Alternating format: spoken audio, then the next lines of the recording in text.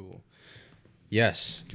Oh, I wanted to ask you about Florida because Oh, that's why you were coming in the first place. I knew we were gonna get there. I actually wasn't sure, to be honest. Because the movie We were talk talking just about movies. I was like, okay, we're talking about movies. for like an hour. Yeah, but It's a long time. Anyways, Florida. Where to begin? Well, we'll begin. I'll just start from the beginning then.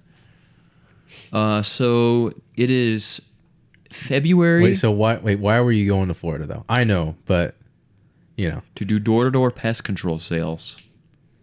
which is very lucrative, apparently. Yes. So we start in February of 2023. One of my friends posts saying, "Hey, going to be doing, hard work for the summer. Who is down to come along?" I swiped up and I was like, "What's going on?" And he's like, "I got this job doing sales over the summer." I'm like, "Well, tell me about it." He's like, "We're going to be selling pest control door to door." I called him. We talked for like an hour, right? He told me about it. And I just failed my 16 millimeter class that we were talking about earlier. I failed that class, right? And I was like, I was like, dude, I love film. Like, I have to go retake it. And, the next class was in the summer. So I was like, yeah, you know what? I'm not going to go out and do door-to-door sales this summer. I don't even know that, like, enough about it, to be honest. And I was like, I'm going to retake 16 millimeter. That seems like the smarter option to do. And it was, thankfully, because I passed the class with all 100%. Anyways, I do my next semester of school, and it gets to around October. That guy just came back and made a pretty good amount of money. I texted him. I was like, hey, last year, like I was kind of busy. What, tell me about it. How was your experience? We talked for like 2 hours on FaceTime. I was like, tell me all about this. I asked him questions about rent, cars, the job itself, everything. And he's like, yeah, dude, we're going to start training in January. I'll have you meet the guys of the company. We'll go do a top golf event.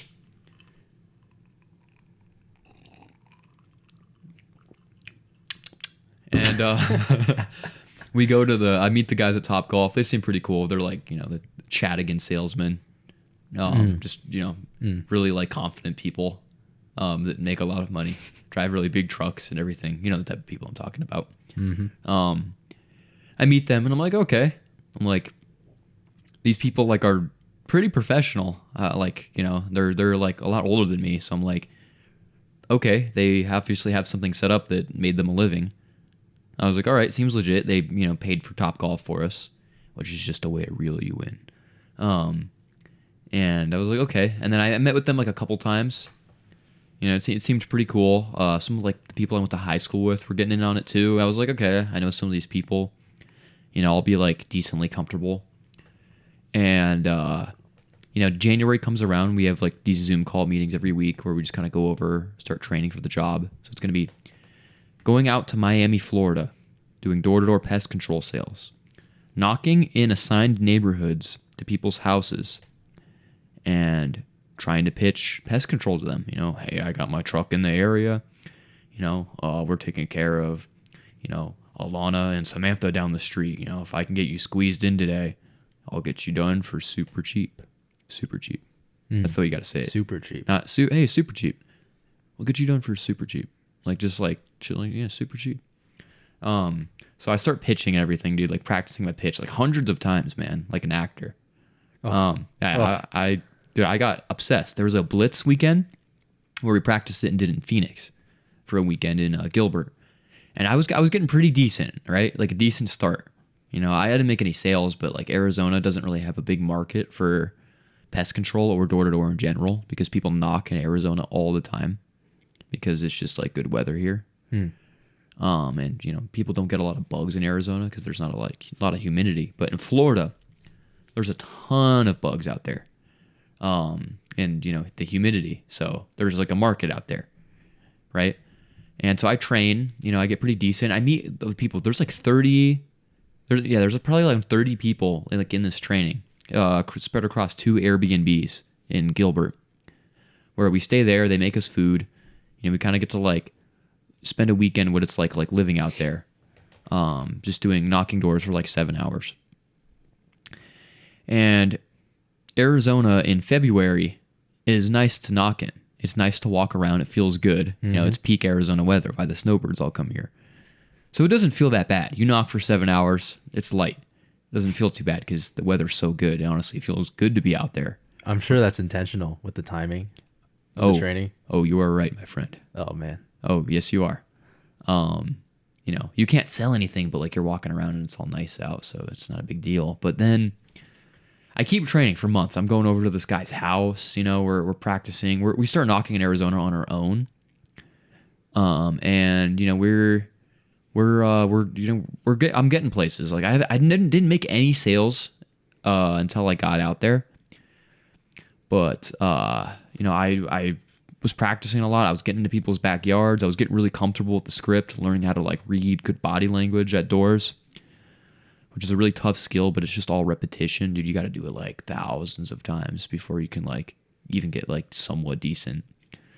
I thought it was going to be like you go into the summer and like towards the middle, you kind of start cooking and you start cranking out like some good sales. We'll get to that. But I'm practicing like a ton, right? You know, every day it's like second language. Like, and dude, I'm trying to balance this out with like trying to like pass my classes.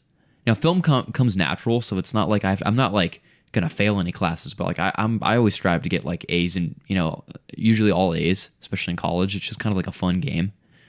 Try to get the best grades I can in every class. But I'm doing like complex like editing software classes and everything like Avid that I was in with you. Mm-hmm. Also trying to like memorize door-to-door skills. Door-to-door, you have to put your 100% time into, right? You can't be doing anything else with door-to-door. You have to be doing only that because it's so hard. If you focus on anything else, you're going to slip and not be able to focus on it. So it has to become your eat, breathe, and sleep. You have to become obsessed with it and become crazy about it. If you're gonna live like that. So I try to get that way.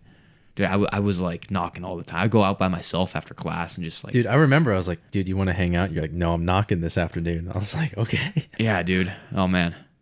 But it's all good. It's all good. We'll get there. The regret.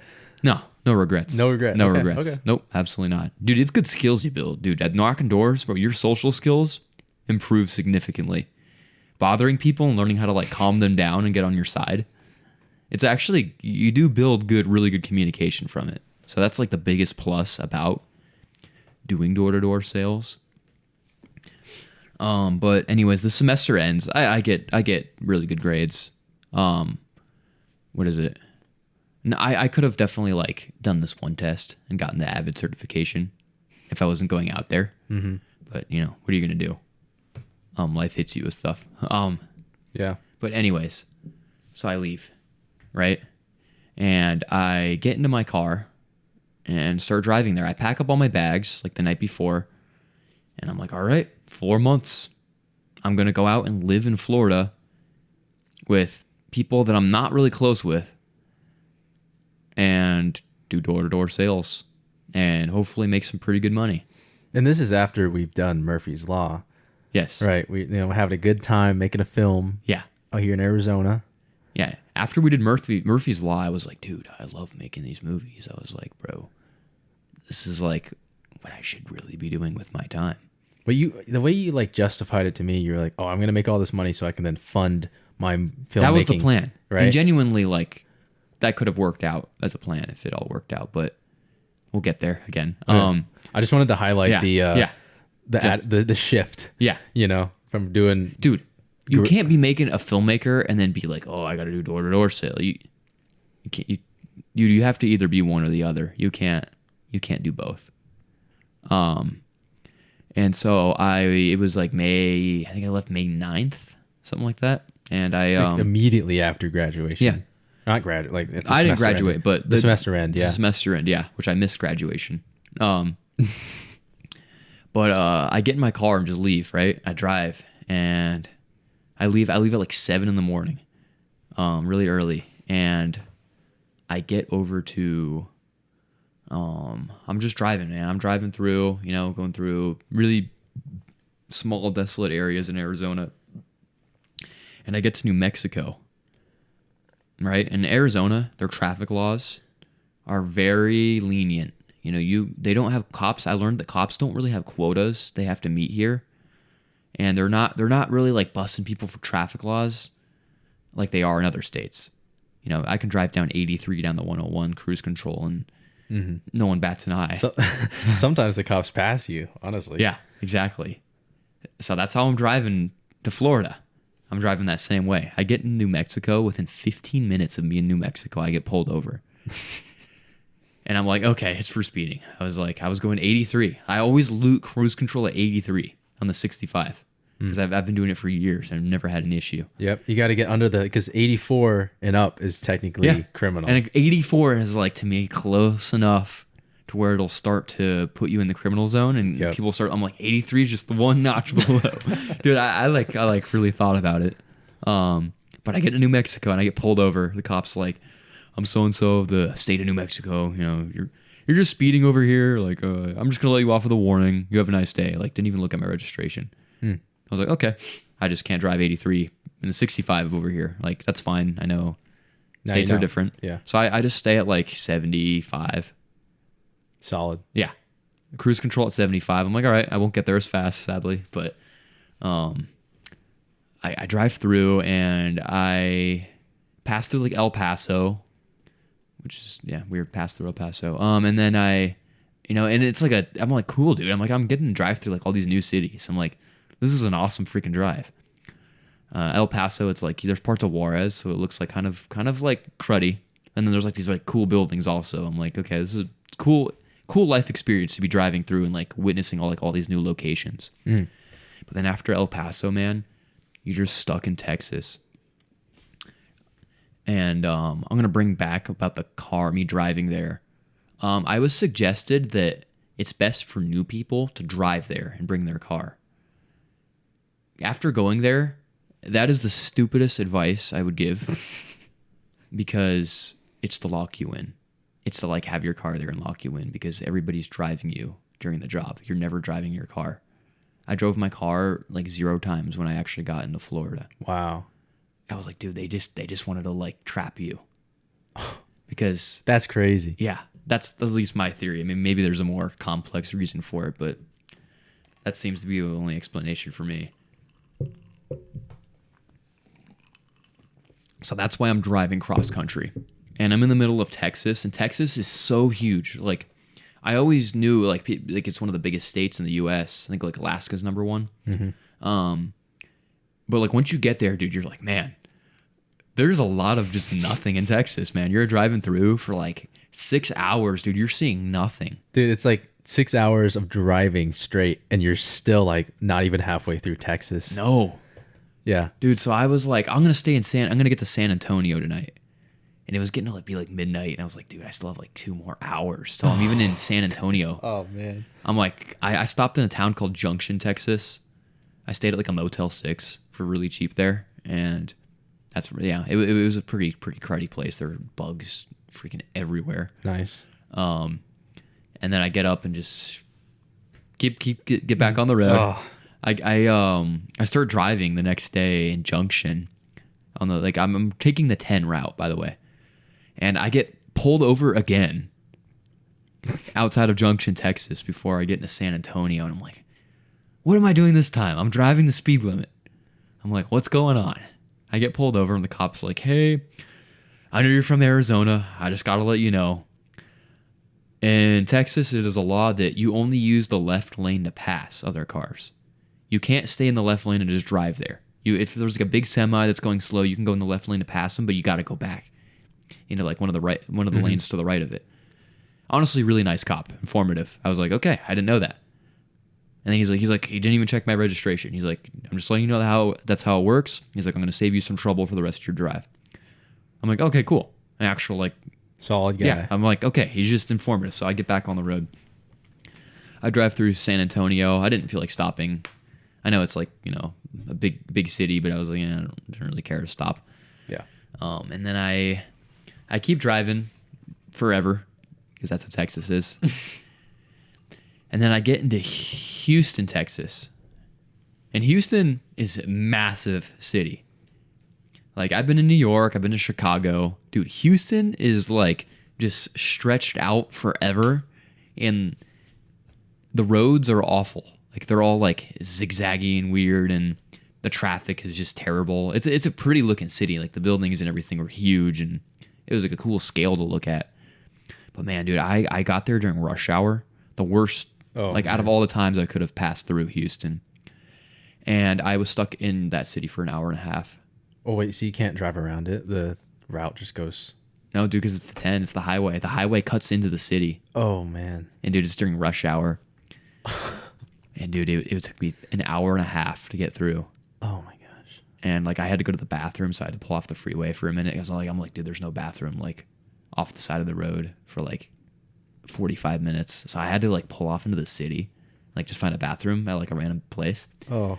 And dude, to get back on the freeway, there were so many like I saw like so many like wrong way signs and like all these zigzaggy roads, dude.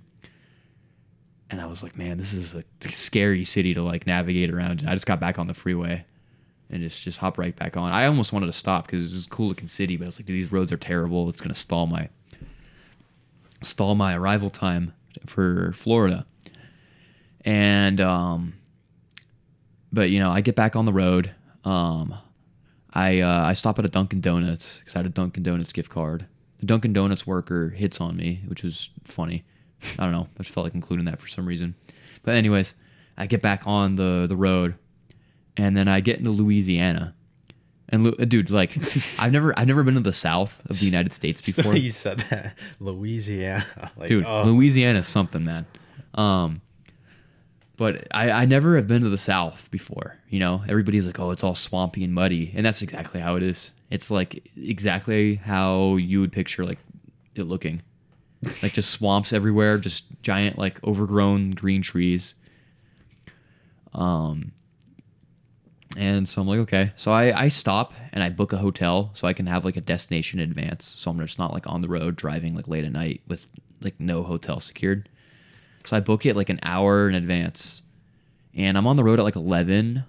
And I'm like 20 minutes from my hotel. Just 11 at night? Yeah. Okay. In the middle of Louisiana. Just in the middle of nowhere. And I'm driving and I see this black car pull up behind me. And I'm like, that's a cop. And he's following me, dude, for like 10 minutes. I'm locked at, the speed limit was 70. I cruise control locked at 70 because you're not getting got. I've heard about the South and I heard about Texas. I know like people say like, dude, just like the other side of the U.S., dude, the cops are just they have quotas and are way more strict about and mean about laws. Which is something we're not used to in Arizona at all. And I'm like, dude, he's going to pull me over. I'm like, can you just pull me over already if you're going to do it? 5 minutes go by. He finally pulls me over. Right? He comes up to the door and he's like, I'm so-and-so of the state of Louisiana. I'm pulling you over today. And don't worry, you're fine. I'm just going to let you off with a warning. But I have one of those black tree air fresheners. I forget the name of the brand. Mm-hmm. You know what I'm talking about. Yeah. Though? Yeah. I have one of those in the mirror. And he's like, those air fresheners, they get a little distracting and can impair vision at night. And I'm just like, really? That's what I'm getting pulled over for? He followed me for 10 minutes, looked at every aspect, and like, I know he was looking for something, and like that's the one. That's what I'm gonna get him for. He's like, oh, that tree right there, that tree. Oh man, it's kind of blinded me. I don't know if I can focus on the road anymore. So he's like, I gotta pull this guy over. So he pulls me over and he's like, so, what is like license and registration? The first cop that actually asks for my registration on this journey. I was like, yeah, I pull it out and everything. I show him. He's like, okay, I'm going to have to ask you to step out of the vehicle, sir. And I'm like, oh, God. Dude, fuck. At 11 at night? Dude, I'm like 20 minutes from my hotel. I'm like so close. I was like, bro, come on.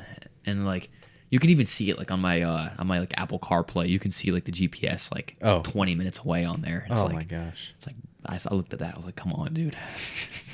I have to go up to his window, like his passenger window on his car. He like takes my ID, runs my plates, calls his station to make sure that like all my information added up. So when did you get the car? I was like, last year. I have a 2023 Kia Forte. And he's like, I was like last year. He's like, okay. He's like, is the car under your name? I'm like, yep. He's like, okay, all right. He's like, so what are you going to Florida for? I'm like, oh, I just got a job out there doing sales. And he's like, all right, okay. And then, dude, he's just like for a long time, dude, he's just on his computer and like talking with the station. Like I hear him like on like his little walkie-talkie radio, just talking back with them. And I'm like, dude, I'm like, I just want to get to my hotel and go to bed. Like I have so much driving to do. Like this is a waste of my time and his time because I have nothing in my car. He's like, do you have any weapons in the vehicle? I know that's a standard cop question, like procedure. I was like, I just have a knife. That's all I had in the car. He's like, okay. Any like weapons or any firearms? I was like, no, sir, no firearms. And he's like, okay. Now, this might be controversial, my answer on this, but he's like, can I search your vehicle? And I'm like, yeah, dude, I'm in the South. Like, I've heard a lot of shady things about cops down here. Mm-hmm. I'm just going to let him do his thing so I can leave without trouble. I know a lot of people would be like, oh, you should have called the supervisor. Dude, I'm 20 minutes from my hotel. I'm not trying to spend that much time, like, going through this trouble. I wish I got this on recording. It's tragic I didn't. Like, at least I had, like, a voice memo or something. It's so tragic that you didn't. I know. I would have sent this to the press or something. But he searches my car, dude. He goes through everything, my luggage and all that. I have golf clubs, dude. He goes through my golf clubs, each individual pocket of the golf club, like golf club bag. He like pulls out my sunscreen, like looking at my sunscreen and everything, like examining it. Dude, he's looking through everything. He's like, he asked me again. He's like, do you have any weapons in the car, sir? I was like, no.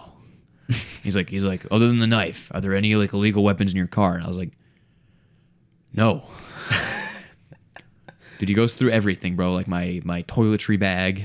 He like looks through like my little like I had like a little crate of food. He like looked through all that, and then he's like, well, do you have any marijuana? And I was like, no, sir. He's like, okay. Any crack, any meth or any cocaine? And I was like, no. And he's like, do you have any heroin? I was like, no, sir. He's like, do you have any heroin? I was like, no, sir. No heroin. No heroin. Do you have any illegal firearms in the car? Dude, he asked me again. Like a third time. I was like, man. I'm like, bro, just let me go home. Or go. How long has he hotel. had you at this point? Like 20 minutes. Oh my gosh. Dude, I was standing by his passenger window forever. He was just talking on the radio, like about me. Like asking questions. You're not a suspicious looking person either. You're Dude, just like this some is white before guy. I even had my beard. So I looked like a baby. And you know, I was wearing like gym shorts and like a white t-shirt. Like, you know what I mean? Like nothing even like any jackets or any like I don't even have any pockets or anything with what I'm wearing. And dude, he let me go. Dude, right before like he like let me go, he got back into his car and he didn't even give me my keys back. And I was like, hey, I need my keys. And he's like, oh yeah, right. He like laughing about it. And I'm like, I give him like the straight face. Mm-hmm. And he's like, all right, you have a safe night now. I was like, yeah. I just got in my car and just drove off. And thankfully he didn't follow me. Thank God. I like looked in my rearview mirror for like the entire drive. Oh my gosh. I was like, dude, because he was driving it was like a black Dodge, the Dodge SUV. I can't remember the name. Oh, the Durango? Yeah, Durango, like black. Like you'd not be able to like barely even see that thing. So I was like making sure like there was nothing, like no shapes or anything like behind the road following me. Oh man. So yeah. And this is after like hours of driving. Dude, it is like 11:30 at night. I'm almost to my hotel. I would have gotten there way sooner if like I didn't have to deal with this guy. So I get back there, dude. I eat Burger King for dinner because that was the only thing that was open in the entire vicinity. Which I don't eat that kind of food. I had to eat like these soggy chicken nuggets. So nasty. But my hotel was really nice, thankfully. I was like, it was so secure, dude. I had to use a key card to even get into the lobby. I was like, okay, I need like this is the security after everything feels great. I was like, thank God. And thankfully, the rest of the time I didn't get pulled over. So that was the last time. I was like, dude, I gotta get to like Alabama next. Oh. I'm like, dude, I'm screwed. But thankfully, like nothing You're happened. driving a white Kia Forte. Like, dude, 2023. yeah. Yeah. It's not like you're driving like dude, a Mustang or something. I bought it in like Gilbert, Arizona. Yeah. You know what I mean? I have golf clubs in my bag. Like, Yeah. yeah, it's like You're the face of but America. he was trying to bust me for something because of the Arizona plate. I know that's why he was like trying to see if I was like trying to smuggle any drugs or being a coyote or something. But it's like, dude, no, I have nothing to hide. Like I don't do anything like that. That's crazy. So I passed through Alabama. We're not even to Florida yet. Dude, we're not even to Florida yet. We're almost there though. We're actually pretty close. Thanks. Yep. Anyways, I passed through Alabama. I don't remember which was first. It was Alabama and Mississippi. And I've heard terrible things, especially about Mississippi cops. But Mississippi was like 20 minutes, if even, of the drive. It was so tiny. Nice. Because it's like the bottom like corners of this, like the bottom portion of the state. Oh, the little hanger thing. Like I had to go through all of Louisiana. Oh yeah, because it goes down. Yeah. Yeah. In like most of Texas, because Texas is just like that's how like it was like a smiley face. Yeah. Like, that's what I drove through Texas. But I passed like through is it Mobile or Mobile, Alabama? It's like one of the big cities there. It actually looked pretty nice. I was like not expecting that for Alabama. I was like, this state actually looks pretty nice, not gonna lie. There was like some nice clean water and everything. I got to drive past like the Gulf of Mexico and like you can see like the water and everything. It's actually really pretty. That's some of the nice. areas. Yeah. Yeah. I passed through Alabama and Mississippi, nothing crazy. I get into Florida now. I'm actually in Florida, but Florida's huge. I'm going to Miami, Florida. Which is like, isn't that near the bottom? Yes.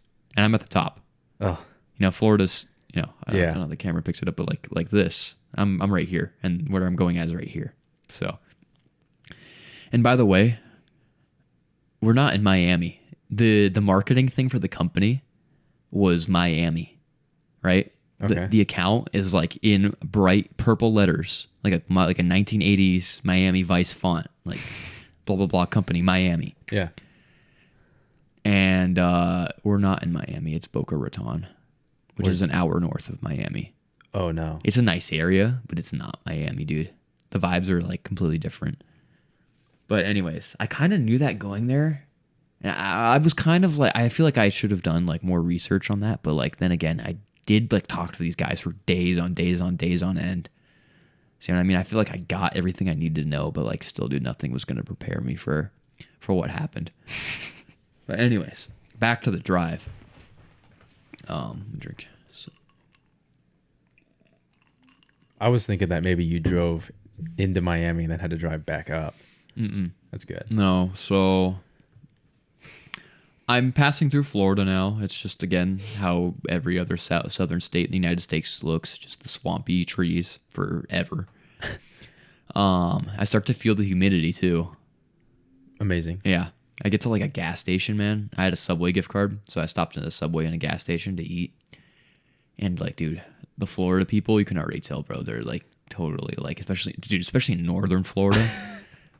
These people are just a different breed of like, some of them are just like really stupid, dude. Like they were like in the subway line, there was like just people like this dad screaming at his kids about like what they wanted to eat and all that, dude. It was funny. I was sitting there just like, I took out like my AirPod and just like listened. It was funny. And just people like, they just don't act like how they do in Arizona, man. Dude, like Arizona people are actually like, after going all these different states, dude, they're really cool people. Like people here are really friendly most of the time. They aren't racist. And that's a plus. Yeah. And like, dude, you get like good customer service for the most part in Arizona. Well, there is going to be more coming up in the story that's going to get into customer service, but but like, dude, Arizona, we actually have it really good here for a lot of like little stuff like that you would never even notice until you go somewhere else. But yeah, I'm driving and I booked my hotel in Tallahassee, Florida. All right. Which is in it's the capital of Florida, actually. Mm-hmm. Yeah, up north. And so I get there to Tallahassee. I get to my hotel, the nicest hotel I stayed in the entire time. It's like all like artsy and purple. I took like some pictures of it. It's really cool hotel. I had really good credit points on one of my Chase cards, so I actually got like I got like 50% off my room. Heck yeah. Yeah, so I was like, oh sweet. I was all excited, dude. I was like, there's like a ton of places to eat over here. I found like a fried chicken restaurant that we don't have in Arizona. I couldn't remember the name of it, to be Oh. honest. But I was like, oh, cool. Like their own little like fried chicken area, like in the South. I'm like, that's got to be pretty good. And I love fried chicken, so I was like excited. I got out of the hotel. I'm like, it's like 9 p.m. too, dude. I decided like to clock in early. You know what I mean, just to get like some really good sleep. Because you got to get out of hotels by 11 a.m. So you have to like kind of be on the dot. So I was like, ooh, if I get like, I can like kind of wake up like before like checkout time and like get a really head start on the road tomorrow. So I was like all excited. So I was like, I'm gonna go get this chicken and then go chill in the hotel room. You know what I mean? Just like play on my computer for a little bit, dude. So I get to the chicken place, right? And the drive-through is into the street, like packed. Oh, And I was like, oh, that's a lot of people, but it must be good chicken then if there's that many people. I go into the lobby, and it's just as packed as like you'd expect it if the drive-through is full. The lobby's packed, like it's like a nightclub in there. And I placed my order, right? It's like wings and chicken tenders for like $12 in a meal with fries. I was like, oh, cool. Like this is a good value. yeah. Like, you know. I placed my order, dude, and like I saw like a lot of people waiting for a while. And I saw like the same people just waiting forever. And I was like, these people were here before me. Dude, like 30 minutes goes by. Oh my gosh.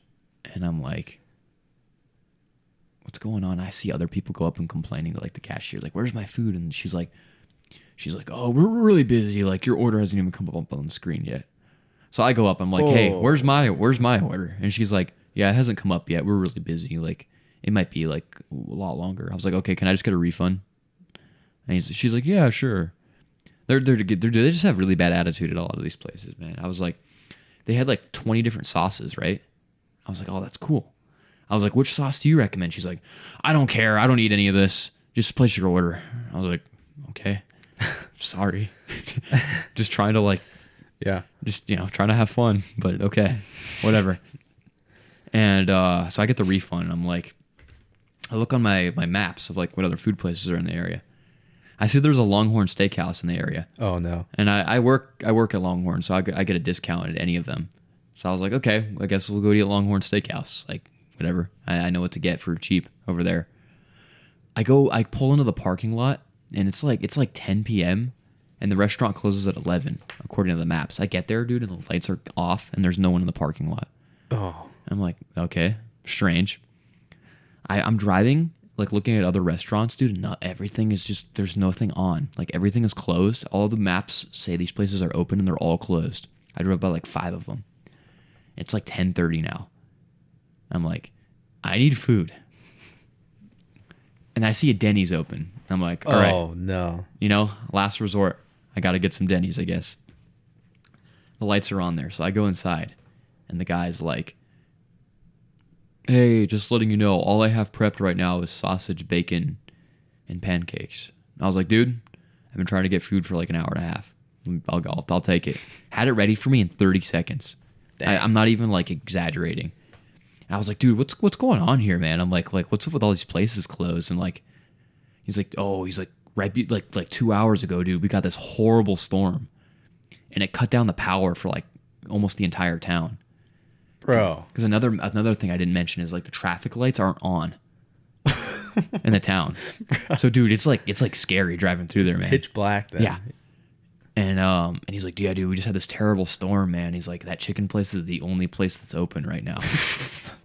Bro. And I'm like, oh. Oh my gosh. So that place is stormed. So like that place was busy beyond like capacity. Wow. Like to the point where they can't even like make their product. Wow. And so thankfully I left that guy like a 5-star Yelp review, tipped him like 30% on the bill. I was like, dude, like, thank you. I mentioned his name in the Yelp review. I was like, dude, you like literally saved my night. And like, thank you. He's like, yeah, dude. He's like, just leave me a good Yelp review, man. That's all I ask. I was like, okay, I got you. And I did. I get back to the hotel, watch Murphy's Law. Because that's like when, I finally had the time to watch it after you finished it. Those Denny's guys, like, I've been to Denny's a couple times. All of them ask for the Yelp reviews. I don't know what that's about. I don't know. It could be like a franchise thing. Like they just need to, I'm just take this off. Make yours breathe for a sec. Yeah, you're good. Like bright red, huh? Yeah. I mean, you can still talk. I'll adjust your levels if you need to. Yeah. But then I get back to my hotel, absolutely house that Denny's down, dude. Like 30 seconds. I read like more training manual stuff for the company because that's what I'm where my mind is right now. And I finally like the hotel was really nice. Like that was a beautiful hotel. It was like it wasn't like a franchise hotel like Holiday Inn or whatever. It was like its own independent one, so it was like all had its own cool thing. That's kind of cool. Yeah. This is the nice purple one. Yes. That you got half. Okay, yeah. Yeah. And then I sleep. I get back up at like 10 a.m. Get back on the road. And I'm driving through, man, and I finally get to not Miami, but Boca Raton, Florida. It's still a really nice As area. if the writing wasn't on the wall already. I didn't realize you never told me the Denny's story. That's crazy. Yeah, I wanted to save it. Oh my gosh. Yeah. All this shit, and you're not even. Yeah. I'm there now. Okay, this is like 4 days, 3-4 days, and I'm finally there. I'm gonna drink a little bit of water to clear my throat. Man, like in hindsight, it's like God was like, please do not go to Florida. That's all, dude. I'm not religious or superstitious, but like, dude, I don't know, man. It made me like start thinking differently. Jeez. All right. The storm is crazy. Yeah, That's wild. I know. What are the odds? It made me think differently, dude. After that, by the end of the whole experience. But anyways, I get there right, and I text the guy, and I was like, "Hey, I'm here. I'm outside." He's like, "Oh, cool." Comes out. He's like, "Hey, man, what's up?" And just walks back inside. Like, doesn't even like show me around or anything. I was like, "Where's my room? Like, where am I staying?" Like after I like said hi to everybody in there, dude. Nobody was like welcoming, man. Everybody was like, "Hey, these are people that I've knew before who usually are like pretty outgoing and like fun social people to be around," and they were all like downing. I'm like, all right, I guess this is what I'm in for. This is the vibe after you've gone through all the hell. And I'm like, I was excited. I was like so excited to get there, dude. I was like, what's up, everybody? And nobody just matched my level, and I was like, man, this sucks. Like, just killed my vibe right away. So I finally like get him to show me my room, and he's like, "Oh, you're gonna be staying here." My room's decently nice. I'm sharing a room with him in the master bedroom. It's a 3-bedroom apartment with one tiny kitchen, like really small kitchen, dude. Like 2 people can fit in there max, and then like a decent sized living room, and then 2 bathrooms. There's 8 people living in here, and I wasn't told this. I thought there would be like 4. Maybe 5, and there's 8. They're like, "Oh, we got another guy coming tonight, and like another guy coming tonight as well. 2 people coming." So you're up to 10. And these people I don't know. See, everybody else that I've met so far, except for one guy, but like everybody else, like I knew them before. Like a lot of them I went to high school with. One of them I even went to elementary school with. So like some of them I've known pretty well. None of my close friends or anything, but people that like I feel like I could at least like trust. And I, for the most part, I still like trust some of them. But anyways, I get there and it's kind of just a chill night, where I just like make some food, just kind of relax, kind of talk to them a little bit about how like, cause I got there late cause I wanted to finish my semester of school. So I didn't get there like right at the beginning of May. When everybody got there, I got there mid-May. So everybody kind of had some time to like already start working. And they were telling me, they're like, "Dude, like, these 3 people quit the first day." And 3 of them, one of them I've known for like a really long time, and it was like a guy I was like really cool. He wasn't like my friend, but like a guy, every time I was around, it was always like a guy I got along with really well. I've known him since like middle school. And he left the first day, and he was pissed. Oh. Like, he was mad. I still never really got the full story of what happened, of why he left angry. I kind of have an idea, but like I don't know like the full detail, but I know he left mad. He left freaking mad, like got a flight home instantly. Wow. With this other guy I trained with, he was a really cool guy. I met him during training. I got to know him. He was a really cool dude. He left the first day. He got back in the car after like his first day of knocking. Was like, "Fuck this! Like I'm going home. Like I've had enough of this." Like just angry. So he goes home. And then this other guy that I never met, apparently he left. I don't know why, and I don't really care. But Wait, can you detail how much you were projected to make oh yeah. money wise? Like why everyone's here? Yes. Okay. So if you know people watching this know about door-to-door salesmen, you can get filthy rich off door-to-door sales. Like stupid, it can be like a money glitch. like at the age of like 20, to like become a millionaire a lot faster than like an average person would. So like how door-to-door sales works is you go to a door, you pitch it, and you try to just sell people at their home. And we sold usually the contracts would be around $1,200 to $2,000 a contract for a year. It'd be a monthly or bi-monthly basis. And you get like 25 to 30% commission for each sale. So most people their first year make around 35 to 40K In the summer. which is, for a 21-year-old, that's pretty great money. Yeah. And you get like a lot of free time out of it. You don't have to work as hard and can do what you want to do throughout the year, like travel or, pay for school or whatever. And I was like, dude, Arizona doesn't usually have a ton going on over the summer. Everybody's gone because of how hot it is. And like the restaurant business gets slow. I was working, I'm a waiter, and I was like, let's go try this out. I just can't do film for a couple months. That's like my main loss out of this. So, and then like your second year, dude, those guys usually are making like over 100K their second year. And then, Damn. dude, third year, some of those guys are making like 200 to 300K. Like I'm like stupid money. That's insane. Stupid money. But how most door-to-door companies work is that they are multi-level marketing, which is a pyramid scheme. Or basically you come in, like there's 10 million of you, and then you bring more people into the pyramid. So a big thing about this job is they like to just bring new people in. They love to recruit just new people. They're like, oh, if you have any friends, man, like we'll pay you this much extra to bring them in. We just always need new people coming in and starting this job. And they, the more new people you get in, the guy can rank up the pyramid because someone else will take his spot. Oh man. So it's like you just keep bringing people in, and eventually, when you get to the top of the pyramid at this company, you're making like $25 million. Driving like Lamborghinis and Ferraris, buying stupid houses, marrying like the most gorgeous model on planet Earth. That's at least how some of these guys live who have been doing it for like 17 years. Like these guys are like can retire like infinite amount of generations of their family. Wow.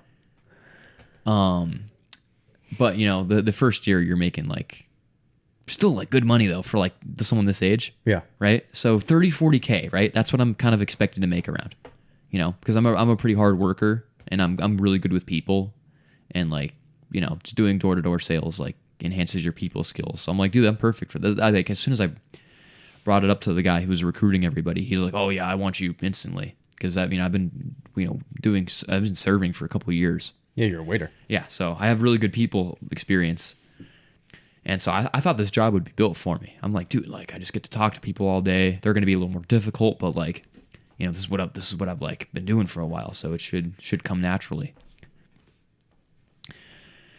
And so, that's kind of what the whole mindset and price, like how much we're expected to make around is. And you get paid $500 every 2 weeks for like food and living expenses. You stay there rent free as long as you make $100,000 in revenue. The average person their first year makes $130,000 in revenue. So I wasn't too worried about that. So I was like, okay, cool. Like I'm set up for success. I trained for like 6 months. Yeah. I mean, you probably went more try hard than most people. I did. Way more. Yeah. Which I think the try hard got me thinking too much about the company, and like more than they wanted me to think. Okay. Because this job is to market like I think the marketing for this job is to be like for 18-year-olds to be like, dude, get rich quick. Like you come out here, you work, hard for the summer, you'll start making 6 figures within a year. They watch Wolf of Wall Street. Yeah. Exactly. Which, by the way, if you watch Wolf of Wall Street and actually understand the message of the movie, it's how capitalism and greed is actually horrible for the community. Because Jordan Belfort is scamming people. He's calling people on the phone and ruining their financial lives. They don't really show it in the movie too much. But like at the end of the movie, dude, he's got a terrible cocaine addiction, divorced, and goes to jail. So like he doesn't have a good ending. No. It doesn't end well. And he's paranoid all the time because there's FBI agents looking for him. And he's always on drugs. And he's lying to his wife. It's like, dude, it's like... What a great situation. Those yuppie salesmen that are scamming, you don't want to live like those guys, man. Because you just get addicted to scamming people. And then you get really rich.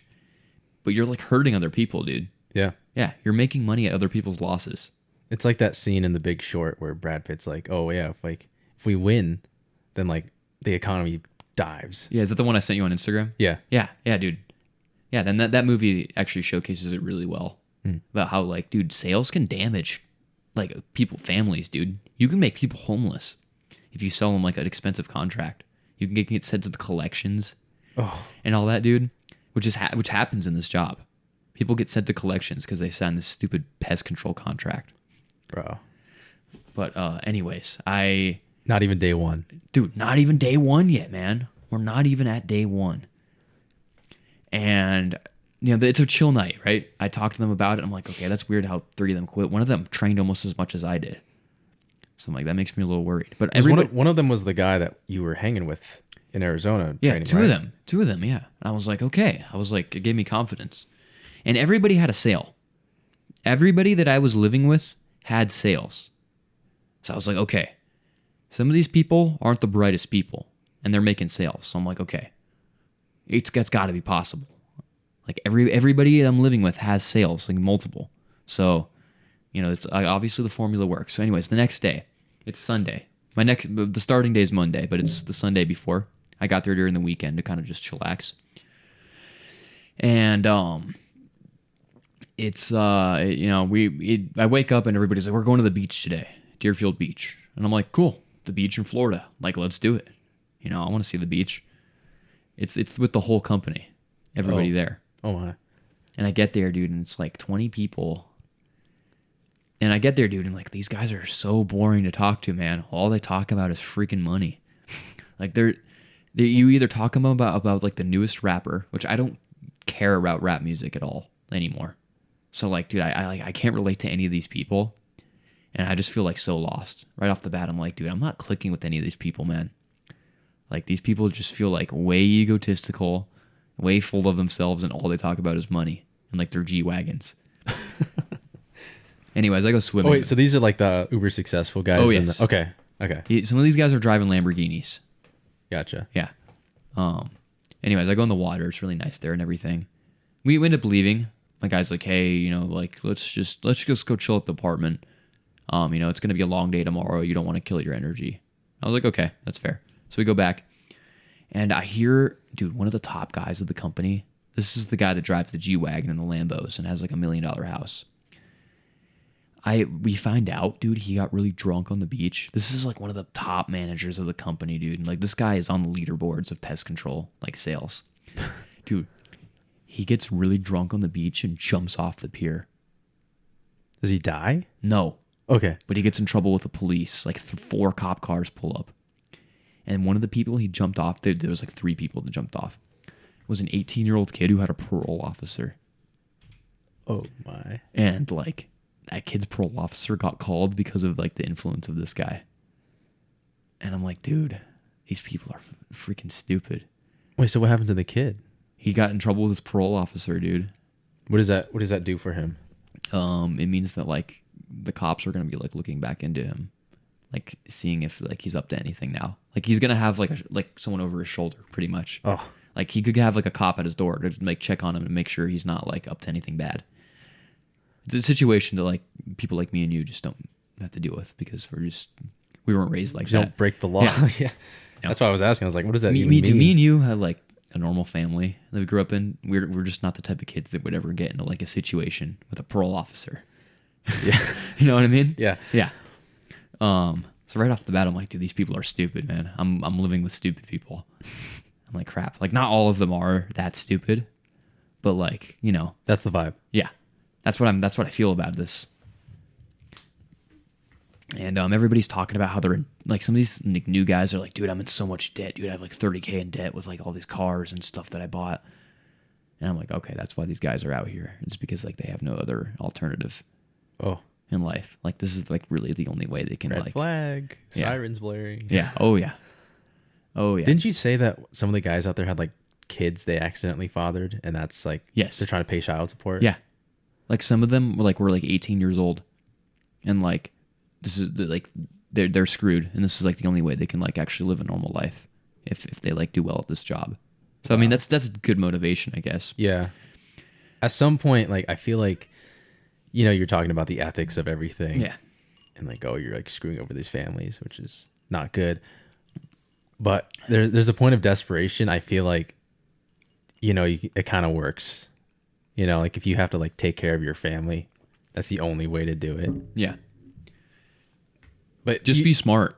like you weren't in that situation. Dude. You were trying to get like extra cash. But Dude, for I'm these guys fine, who man. are like I'm a desperate good for money- waiter, dude. I make good money. Like I don't have to worry about like I don't have to think about financial problems all the time. It's just because I do good waitering and like I have everything in control. I have it all mapped out. Yeah. So it's not an issue. I just wanted to get some extra money because why not, right? Because like you were like, oh, I want to work less Yeah. next year and make more films. So Yeah. yeah. Yeah, I had a decent motivation, but it wasn't a strong enough motivation, dude. It wasn't. You didn't have like a kid and you had 10K in No. child support every month. Yeah. Yeah. Meaning like I was like, if I leave, I don't have a bad situation I'm coming back to. It's actually the opposite. It's a great situation. Yeah. So, but anyways, I start. All right, we're starting. Day one. Day one, baby. Oh yeah. So we hop in the Toyota Corolla, and we drive 40 minutes to an area. I don't remember what it was called, but it was somewhere in Florida, man. And like almost all Spanish neighborhood. I knocked my first like 20 doors, dude. It's all Spanish people. I like texted the man. I'm like, dude, what do I do? None of these people speak English. Why am I over here? Like. Yeah. You can't sell to them. Yeah. And like I get a couple leads, but like, dude, when you start to like do it long enough, dude, you can start to read people if like they're gonna buy or not.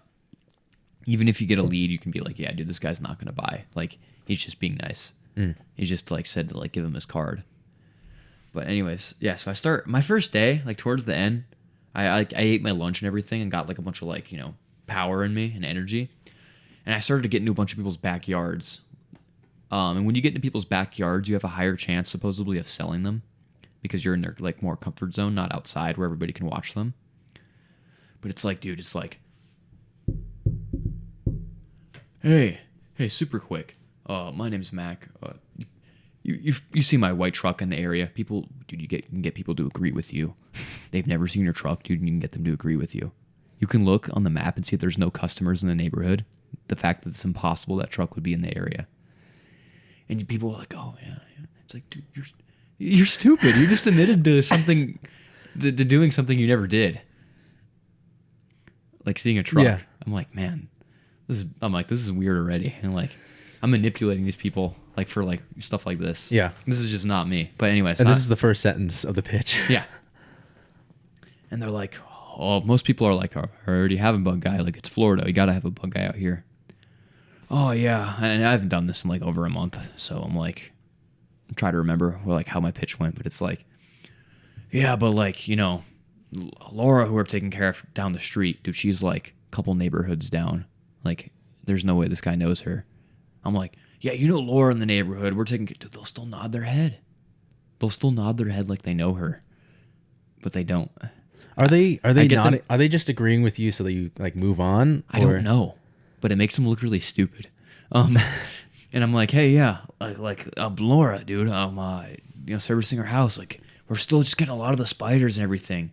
What's the square footage of the backyard? Nobody knows the square footage of the backyard. So like, I'm like, let me just take a peek real quick. And I get into like 20 backyards in like one day. I'm like, dude, it's crazy. Like these people just let you in like that. And like I go in there, I'm like walking around. Are you dressed up as Yes. like pest control I'm guy? dressed up as a bug technician. So Okay. I'm wearing like a white blue button up with like a tool belt and some boots and black pants. I'm in their backyard And I'm looking around like I know what I'm doing, dude. I don't know anything about pest control, man. Yeah, you're in the sales department. You don't actually go out and do it. But we're pretending to be technicians, so we are lying, like 100% lying. Bro. I have my truck. I don't have a truck, dude. John, who works in the technician services, who's actually at an appointment right now, has the truck. I drive a 2023 Kia Forte at home. I don't have a truck. I had no idea that you guys were pretending to be the dudes who actually do the job. Yes. That. So, dude, I take gloves on. I walk around their backyard, like pick at their grass a little bit, like dude, get in there and pretend it. Dude, I'm like just like act like you know what you're doing, because you can get people to believe a lot of things. Yeah, just by saying them. I mean, you're dressed up and everything. Yeah.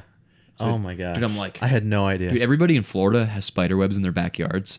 Like, there's like not one house where I didn't see a spider web back there, and with like a spider with the egg sacs. And you're selling the spider problem. Yeah. Yeah. You know, I'm sure you know how most pest control companies work. They usually come around on a monthly basis, which I just think tends to get a bit expensive. Oh, no, man, I'm not interested. That's what everybody says until they really realize what's going on. I'm telling you, these guys were like an Instagram reel, dude. Dude. Oh my gosh. Dude, it's so bad. Like this method, it's like manipulating, lying, and just like, well, yeah, like the saying straight cock out of them. The scams that get people, like, they're stupid on purpose, so the only stupid people agree with it, right? Mm-hmm. Isn't that how it works? It's like, oh, the Prince of India is like needs to sell you his gold or whatever. Yeah. You're preying on stupid people pretty much. Although Jeff Bezos did actually buy our service, but he's so rich that it doesn't even matter. He probably canceled it like after a month. Jeff what? Jeff Bezos. Amazon man. Yeah. Lex Luthor. He was sold to by a guy in my office. When? Last year. It was like a $30,000 contract he signed. What the heck? I don't know if he actually like ever did it or not, but like that guy's so rich that like, yeah, drop in the ocean. Yeah, it doesn't matter. He like how did they get to Jeff Bezos' house? What the? The guy sold 2 properties, so he had 2 properties that he got covered. Were they lying to you that they did this? That they actually sold to Jeff Bezos? I mean, I met the guy who supposedly did it, and he drives like a $150,000 Mercedes, and like lives a good life. But like, I don't know, dude. I honestly, it made me like be so like not just non-believing of anything anybody says, like especially when it comes to sales. That's why I was asking. I was like, yeah, surely they're just like lying to your face. They could be. They very well could be. They may not be. I'll probably never know the answer. But that's what I was told. It was like a huge freaking deal, apparently. It was like a scene in a movie. Jeff. Yeah. But anyways, dude, I'm like just knocking all these doors, man. Dude, it's hot out there, bro. Like the humidity. Yeah. It's bad. Like I actually like the humidity, but when you're out there for hours, dude, it gets like it'll start. And you to kill told me that you're not driving to these houses. You're like dropped off in the neighborhood and you walk, right? You walk around. You hide your lunchbox in a bush, and then when you get hungry, you go back to the bush. You put it in. Bro. Dude, I felt like it's like a video game. I felt like a hobo. Oh my gosh, it's like Minecraft. Dude, I had like my like little pasta, and I'd be like sitting there on like the sidewalk eating. I felt like homeless, dude, because I'm like all tired and everything, all like sweating. Oh my gosh! In your fake bug technician uniform. Yes. Your white gloves. Oh my gosh. Did you even dirty the gloves, or are they just brand new? I had black gloves. Oh, okay. But yeah, dude, I'd like look at the spider webs. I'd be like, you see these guys right here? Everybody's been getting these. Dude, with door-to-door salesmen, like if you ever get them at your door, they're gonna use the word everybody all the time because they're trying to like get you like as a community thing to get you to like be like, oh, I want to be like everybody else. Because you know how like especially with like social media, everybody wants to like follow the crowd. Oh yeah. Yeah. Like me agreeing with you right now. Yeah, exactly. It's like everybody wants to like be like that, or like most people in their houses. They're like, oh yeah, well if Jennifer's got it, it's gotta be good because I trust Jennifer, who they don't even know exists. Sometimes they do, sometimes they don't. If you get into a neighborhood and there's a lot of customers, like active customers, you have a way better chance of selling because you can actually like the pyramid scheme. Yeah, that's crazy. You never lie about names. We were instructed never to do that, which I thought was good because I know some companies actually do lie about names, which is, you know, yeah, Yeah, that's great. yeah, this says it's for itself. So if you have like an actual Jennifer across the street and they know them, they're friends with them, you actually like can have a decent chance of selling them. And just spread the That beer. would that might even get me. Yeah, You know. yeah, exactly. It's like, oh, I'm Bob, dude. That's like my best friend. We've known him since childhood, dude. I'm totally gonna sign up for your service. Yeah. If it's good enough for Bob. That's like the one like good thing I think about. Like that's like the only Redeeming quality. like no, that's the only thing I could see like actually like a good way to sell the service. Yeah. And like we were told that like, dude, this is the Ferrari of pest control, so you got to market that to people. You know, show them that it's the best because we're more expensive than the other companies. I got a question. Yeah, Like, I know it's like a scam, right? yeah, But do you guys actually do, like, does the company actually do the work? yes, but I don't know if it's actually good. Okay. I never like saw the results or anything to know, to be honest with you. Now, of course, everybody in the company is going to say it's good, Yeah. but like I've never talked to anybody who's actually used the service and was like, nah, no, it sucks. Or like, oh, I canceled. And you guys are more expensive than the other bug guys. Supposedly, to be honest with you, I don't really know, but from what I talked to with most like people at houses, yes, way more. Some people were paying like $100 a month. And you're signing them $2,000 contracts. Yeah, for like $170 every 2 months, which is actually kind of the same. But it's like some people would pitch monthlies, $170 a month Bro. for fucking bugs, which is insane, dude. Like bugs get bad in Florida, man, but like, dude, you don't need to pay that much. Yeah, I guess I'm not familiar with the homeowners. I didn't know Expenses. This. I didn't know this until, but dude, well, Arizona, dude, you don't pay for pest control out here. No. Yeah, You pay the guy one time to remove the rattlesnake, you know? yeah, or like maybe when you first move in, you get it sprayed and that's it. Yeah. Yeah, like it's like your house has probably been serviced like one time in 5 years. I Like, bet. maybe twice. Yeah, Yeah. exactly. I mean, Florida, you do need it. Don't get me wrong. Like, there's so many spiders, dude. There's like I'd be walking, I'd be like Indiana Jones, like coming through like some of these walkways, man. Trying to like brush out all the webs, but That's disgusting. yeah, it actually is foul. Like the egg sacs, bro. You get in Oh. some corpses, they'd be all over the ceiling. Oh my gosh. I'd be like, dude, I actually need to sell this person. I'm like, this person actually needs our service, bro. They're not getting anybody coming. And if there's a company coming, bro, there's like they shouldn't be leaving that up there.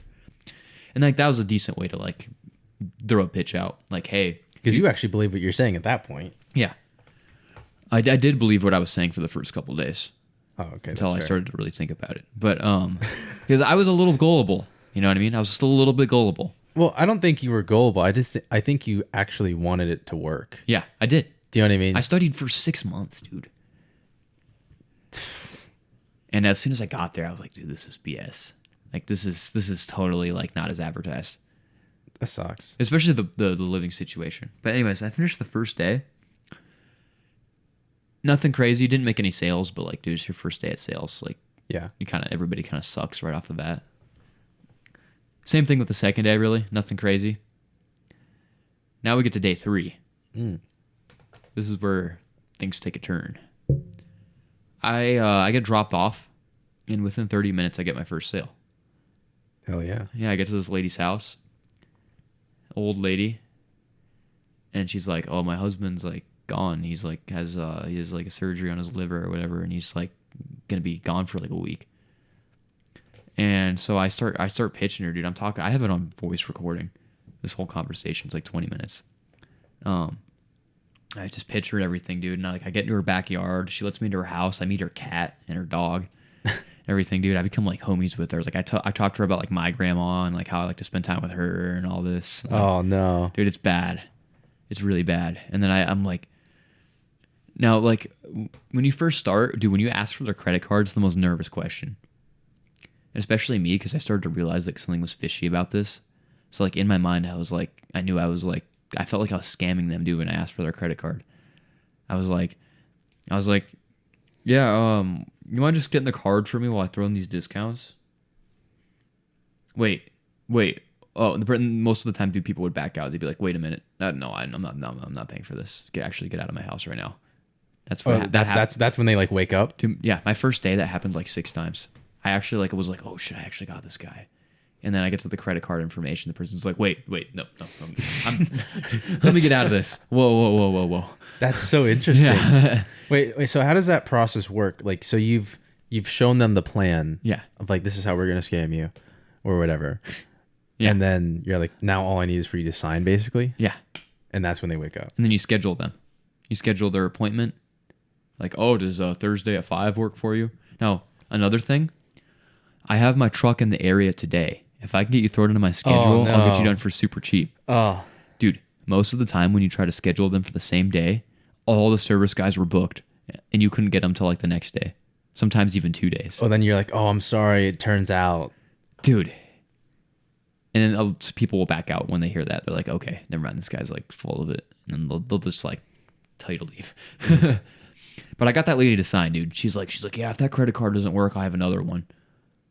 I was like, Oh, dude, when they're being nice to you too. yeah. Oh. I was like, okay, I got this one in the bag. I even say it in the recording. Like when she walked away, I was like, I got this one. Like I said it into the phone. and then I did. I pulled the trigger. Devious. I got the trigger. And then like, dude, everybody, like, dude, when you get your first sale, bro, everybody just hypes you up. They're like, yeah, dude, let's go. Big Mac attack. Like, let's go. Get it. Oh, they gave you the nickname too? Cherry bomb in the group chat. Cherry bomb, cherry bomb, cherry bomb, cherry bomb. Like, and then I didn't get any sales the rest of the day, but like, dude, it was interesting what happened. Lots of iguanas, by the way, everywhere in these freaking neighborhoods. I think they're actually kind of cute, so I didn't mind. Okay. But they're just everywhere, man. There's freaking iguanas everywhere. That's so Dude, random. they're in people's like bushes in their yard, like just crawling around in there. What the heck? They like these, are they kind of big? Oh, some of them. There's all different sizes.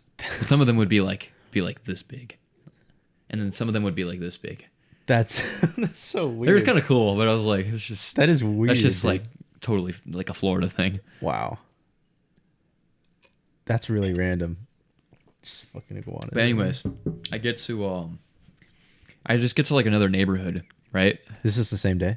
Yeah, same Okay. day. It's day 3. And I knock at this one house, dude, and this lady has like 100 spider egg sacs on her like her porch. I like knocked on the door. I was like, hey, look up. And she's like, yeah, I know. I'm in a lot of pain right now, and I just like can't take care of it. I'm like, well, I'll take care of it for you. I'm like, dude, like I got my truck in the area. Like, let me get you done right now.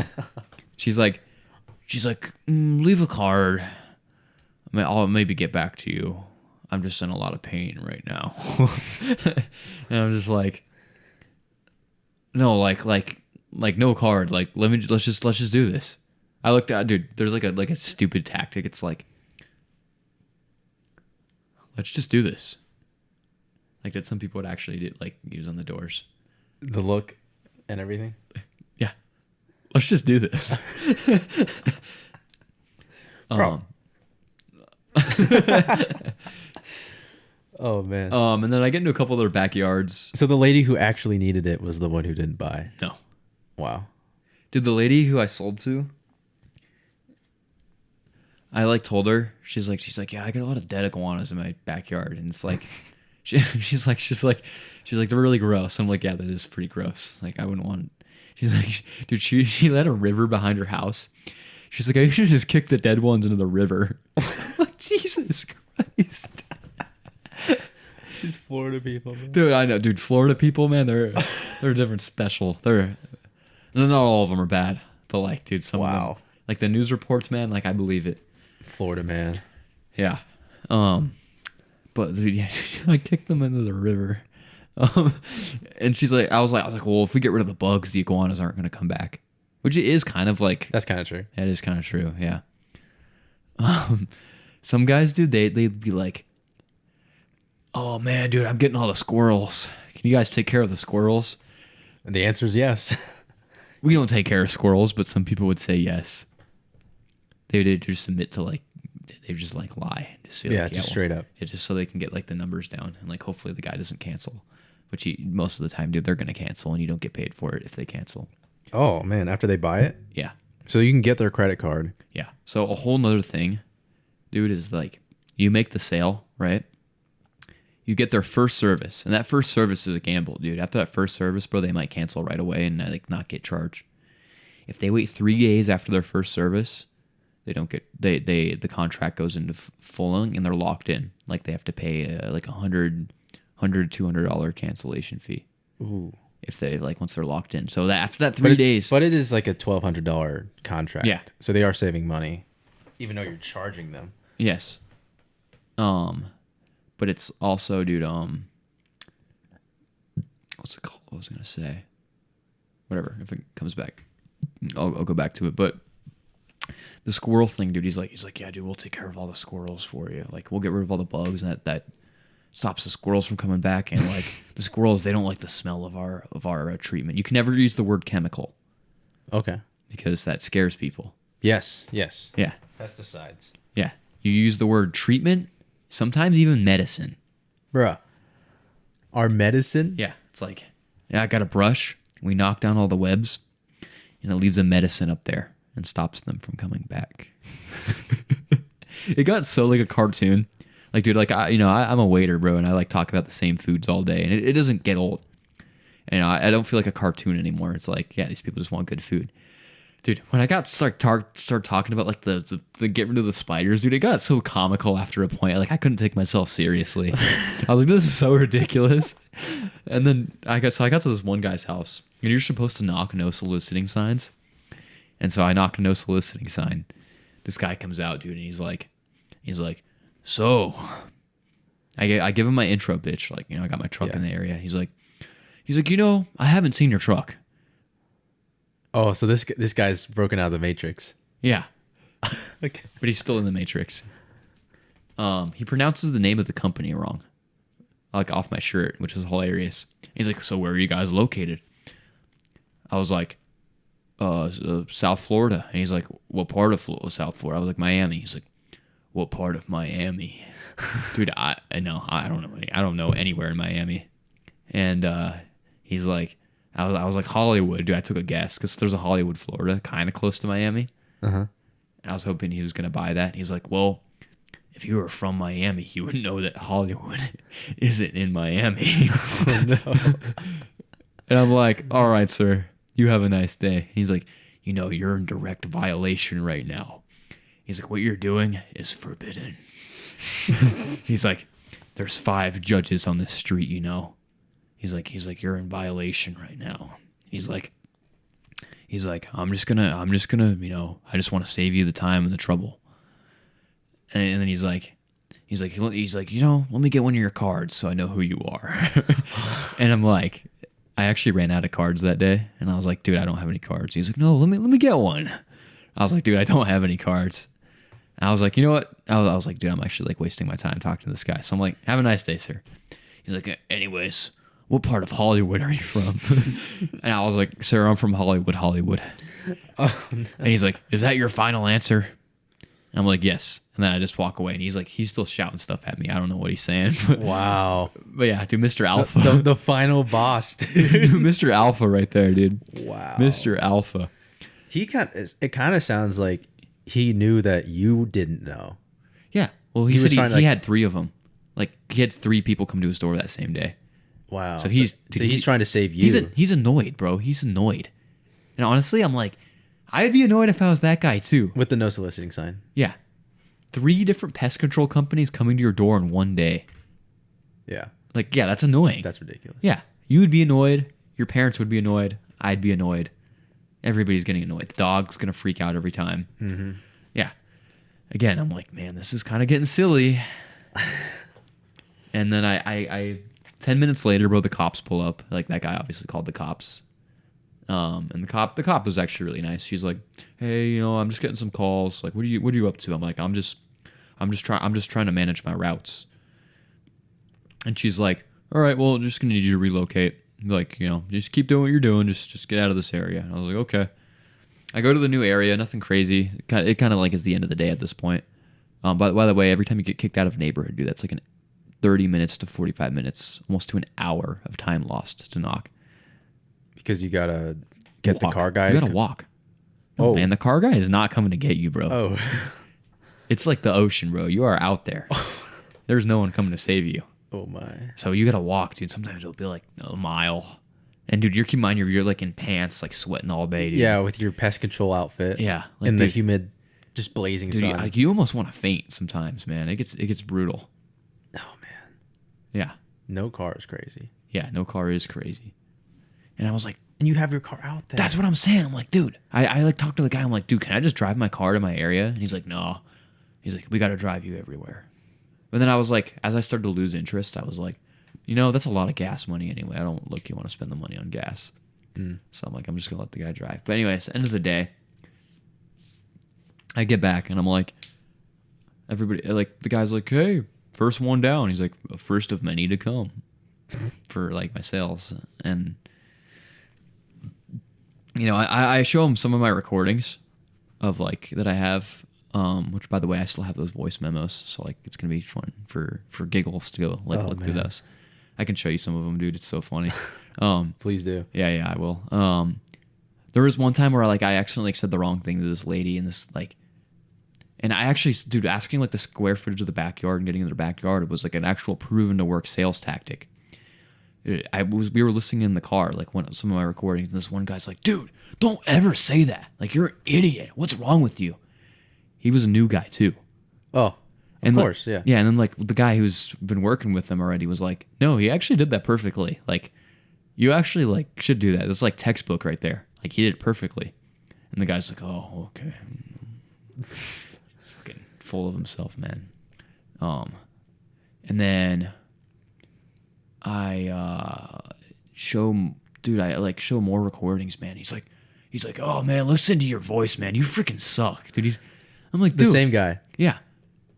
And I was like, dude, because dude, he got in the car and was all quiet because he had like a bad day and it was like just trying to like internalize it, just being one of those people that just can't talk. Oh, so this is the car ride home. Yeah. Okay. Dude, you ever like see one of those people, dude, they have a bad day and they just can't talk. Yeah. Like, you say like, how you doing? And they're just like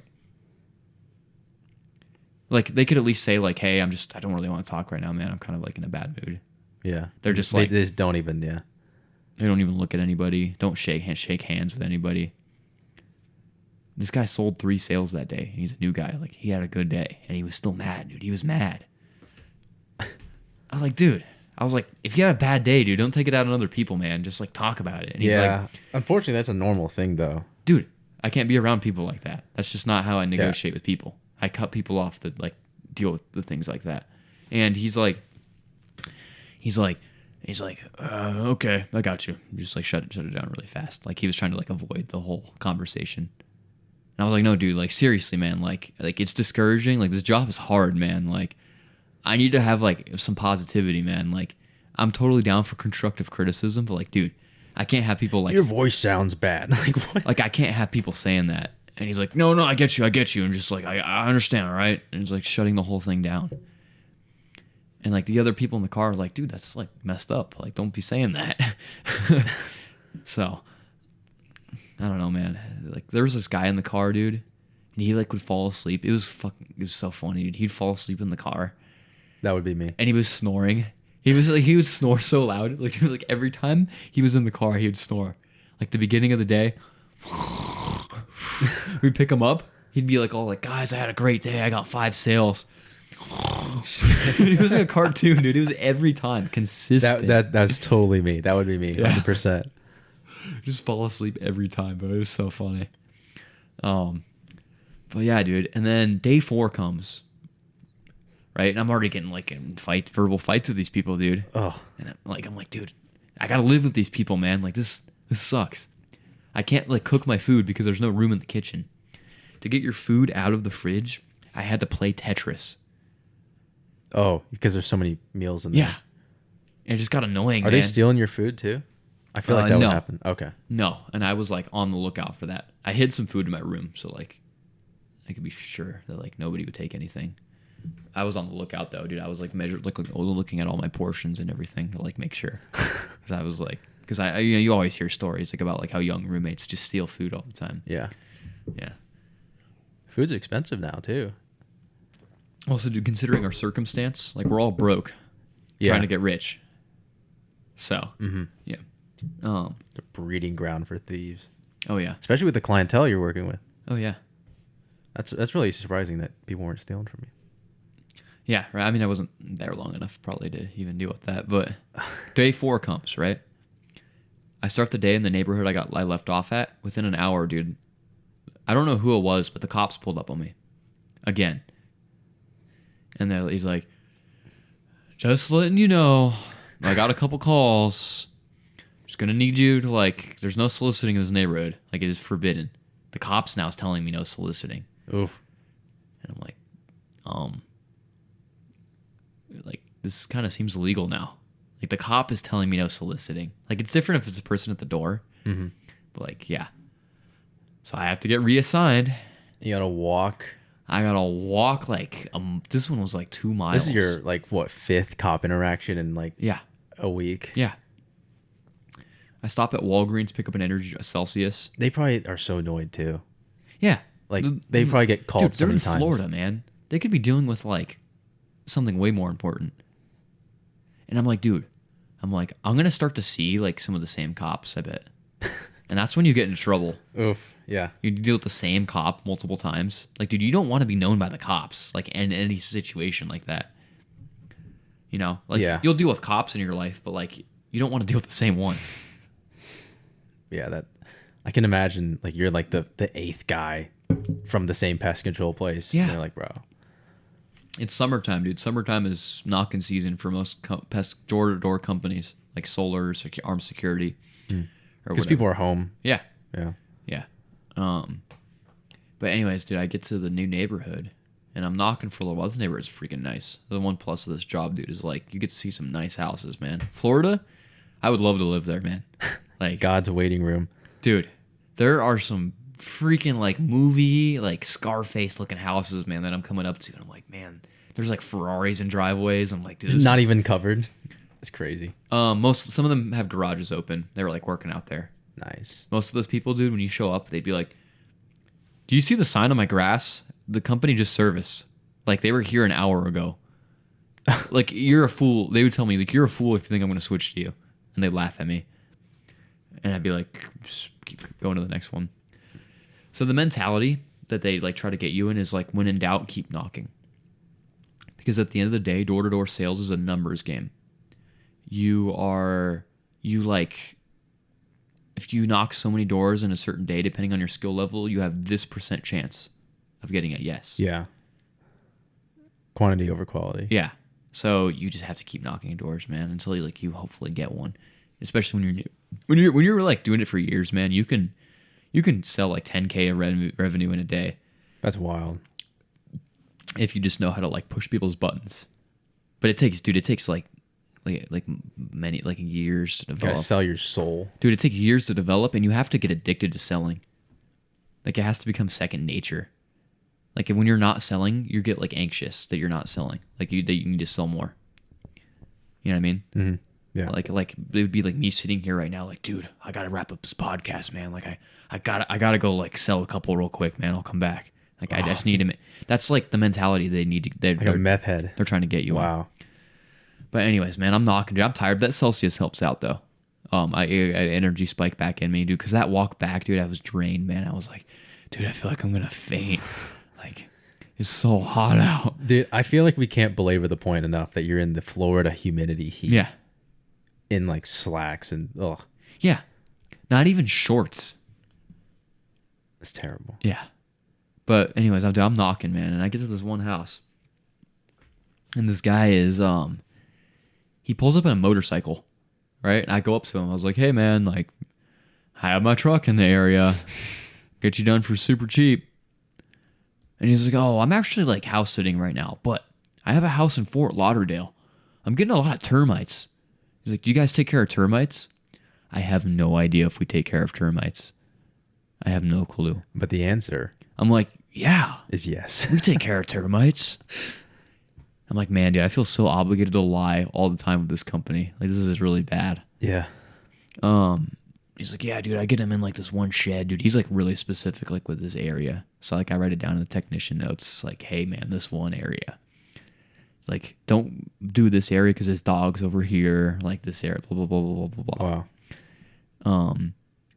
And yeah, dude. And then I sign him up, man, and I don't take his initial value down at all. Like normally, dude, when you're at the door, you're like, you have a price sheet, and you're like, so typically my office is gonna want to quote you. What's the square footage of the home? Oh, 3,000 square feet. Awesome. Yeah, yeah. It seems to be the case with most of the neighbors. Nice house, by the way. Oh, thanks. Thank you. Thank you. Yeah, I've actually lived here. Like they're all proud of it. Yeah. You know how like people are when they're proud of their home. Oh yeah. Thank you. Or they slam the door on you and they're like, think you're full of crap. Which, dude, like, yeah, I'll share like another story like when I got back home. Not to spoil, but yeah, you can see where this is going. But anyways, he was like, yeah, man, I need this down, dude. I sell him for a $360 startup fee. Oh, which is insane. Dude, normally you drop it down to like $170. Dude, this guy wanted the termites done so bad that I didn't even have to drop the price on him. bro. And I'm like, dude, and I was like terrible the way I handled it, man. Like I didn't get all of his information, so I had to call him back and like ask for it. I had to ask for his card information twice. Oh, And he gave me it, dude. He gave me it. I was like, dude, stupid. oh. This guy's actually dumb. Like he literally like, dude, like if a person doesn't get all the information and they're gone, like would you really like answer the phone and be like, hey man, we just missed this part of your credit card. Can you just give me this part? Like no, you would hang up the phone. No. This guy was like, oh yeah, dude, yeah, let me give you this one. Blah blah blah blah. So I got his house service in Fort Lauderdale. Everybody's blowing up the chat. They're like, dude, Mac in for the kill with this one, dude. $360 initial startup fee. Oh, they're promoting the Sending like sending like what are those things called? GIFs of like people holding up machine guns, like Mac in for the kill. So corny, man. So corny. But it did make me laugh. No sales for the rest of the day. Didn't even really come close. But there was a house with like a GTR that was really sick. That's cool. I knocked at the door and the lady's like, I'm actually cooking chicken right now, and like waved her hands up. And like I cook chicken all the time, and I'm like, oh, she doesn't want to spread the salmonella. Yeah. Mm-hmm. I'm like, okay, well I'll be back. And she's like, okay. She's like, yeah, blah, blah, blah, blah. Like I feel like I actually like had her interest there, not gonna lie. But anyways. Yeah, I keep going, dude. There's a house with like a Beamer in the driveway, and I was like, dude, that's such a nice Beamer, man. He's like, oh, thanks. And I start pitching him. He's like, honestly, dude, I'm gonna be real with you. He's like, I used to do what you do. He's like, I'm not buying today, man. Dang. He's like, you know, keep working hard, man. He's like, I used to do exactly the same thing. He's like, but nope. He shut the door. He's enlightened. Yeah. Wow. Dude, when you meet other door-to-door salesmen at the door, they're actually like, dude, keep working hard, man. Like, you're going to go really far. Oh, they're still kind of in the matrix. Yeah. Kind of addicted. That's crazy. Wow. I would have thought they would say like, oh, like get out or something. That's what I'd say. So that day wraps up. Nothing crazy. I get a couple leads, but like, dude, sometimes, dude, you'll get into people's backyard and they'll be like, dude, just come back in 30 minutes, man. I just got to talk to my wife. You go back to that house. Nobody answers Because the wife talks sense into them or something. Yeah. Yeah. Or like they're just like being nice and like find a way to get you out. Mm. That's why I realized, dude, a lot of people, dude, especially it was before I even had my beard, so I had like a really innocent looking baby face, and like people were just really friendly. I was gonna say that probably helped you out. People like just didn't want to be mean. They were just like, all right, man, like just give me 20 minutes, man. And you go back and they're like their car won't even be in the driveway anymore. So that was like a common case, but we get to the 5th and final day of my sales experience. So the day starts and man, nothing really crazy happened to this day, but I just kept thinking, man, this whole day I was like, man, I want to go back and make movies. I was like, dude, there's no action to like distract you. Yeah, dude, you're knocking for 10 hours, like 9-10 hours a day, sometimes longer. And you can't go back and just like watch Netflix. Bro, you're tired, man. You're going straight to bed because you got to get up at like 7 a.m. the next day. You know, you're getting home at like 10 p.m. You got to go to bed, bro. You got to get sleep so you can function. And you have to eat too. You have to find a way to cram a meal into that somehow. Ugh. Dude, I'm like walking like 30K steps a day. Dude, I lost weight. I was like 155, dude. I'm like 145 now. Dang. Like after I eat. You're sweating everything out too, I'm guessing. Dude, 30,000 steps a day. That's like 8 miles, more than that. So, dude, I lost like so much weight, and I'm like trying to get back and like get that weight back, but it's like, dude, it was a lot. And my metabolism's bad too, so it's like, dude, it's hard to get those pounds that I lost. Dude, some guys Tragic. will be like 170 and they'll come back like 150. That's kind of scary. Yeah, and I'm like, dude, I want to be in shape still, man. I like, you know. Yeah, dude, if I couldn't work out while I was over there, You that can't. that would really bother I had me. the time to work out, like on like the weekends or in the mornings, but the thing is that like, You're already exhausted. dude, if you work out, you're gonna kill all your energy. Yeah. Yeah, you have to save every bit of energy for those doors, man, because it's gonna get Sales, bro. yeah. Gosh. Yeah, that's one of my main weaknesses is like I have to have access to a gym Yeah, to like live. I had access to a gym, dude. It was like in the complex I was living in. But it's like, dude, I was so tired, man. There's no way I was getting a workout in. It's not like it even do me any good, bro. I'm walking 30K steps in a day. Yeah, and you don't have like the time to like make a bunch of food either. No. Man, I'd eat like my pasta or sandwich at lunch. Eat like a tuna melt for breakfast. Eat a little bit more pasta for dinner. Maybe like 2K calories right there. And you're like hunched over, you're like eating. Dude, and you're tired, man. Like your arms are moving slower, dude, because you're like, dude, like your body is physically exhausted. And your legs are sore because you're walking all day. The fact that you have to hide your lunchbox in a little bush is just It's so bummy. Daisy. And I'm like, dude, freaking- this type of living is just not for me. So I kept walking, man. I was thinking, I was like, dude, the new Mad Max movie is about to come out next week. It's my dad's birthday. I'm like, I want to go see that with him. But you're out here. And I'm out here, and I can't do that. I'll never be able to go catch a movie while I'm out here. Because I'm working 6 days a week. And on Sunday, dude, you want to sleep all day. Yeah. You're so tired. That's like your sleep. That's your time to catch up and sleep. And like maybe cook food. Oh, you got a meal prep. And Yeah. I'm like, dude, there's no time for anything out here. I'm going to be doing this all freaking day. And just making the dough. Oh boy. And at nighttime, you got to practice more, dude. You got to like look and see what you messed up on and review it for the next day. And it's like, man, if at least I was at home, dude, I could like just go watch HBO at night or something, man. Like something. But no, dude, I'm with my roommate, man. And like, I can't just turn on like a show at night or anything. He's in the other, like, he's there with me. And like, dude, there would be some people there just getting drunk at night and like just being loud and stuff, dude, being rude. Dude, people were like nasty in there, man. And there's 8 people in one washing machine. No. And you're sweating in the humidity. Dude, people would go in there, take out your wet clothes that weren't done, and just throw them on the floor. Savages, man. I was like, dude, I can't live like this.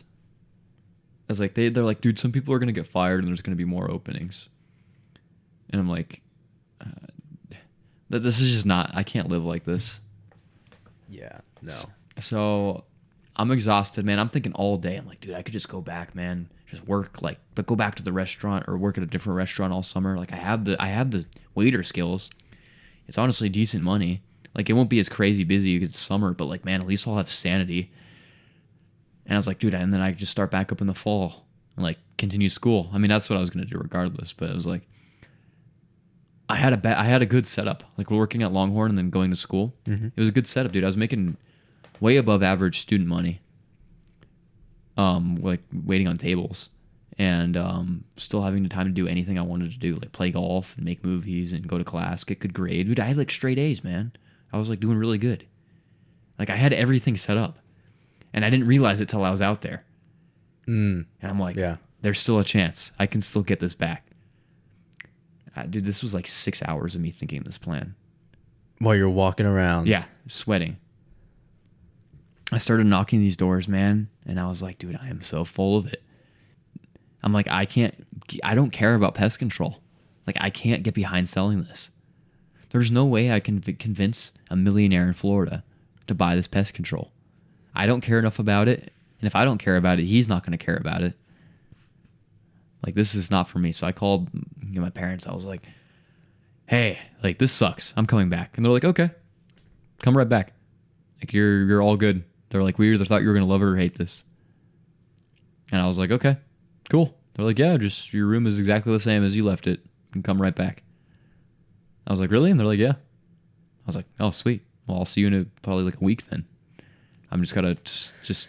So you got to get back home. So the rest of that day, I just like talked to my dad on the phone, like walked around, just drank a bunch of water and just ate food. Oh yeah, because you got to wait for the car guy. Yeah, I left my lunchbox, dude, in the area, just as like just as kind of like a symbol. Yeah, symbol of like, I'm done with this.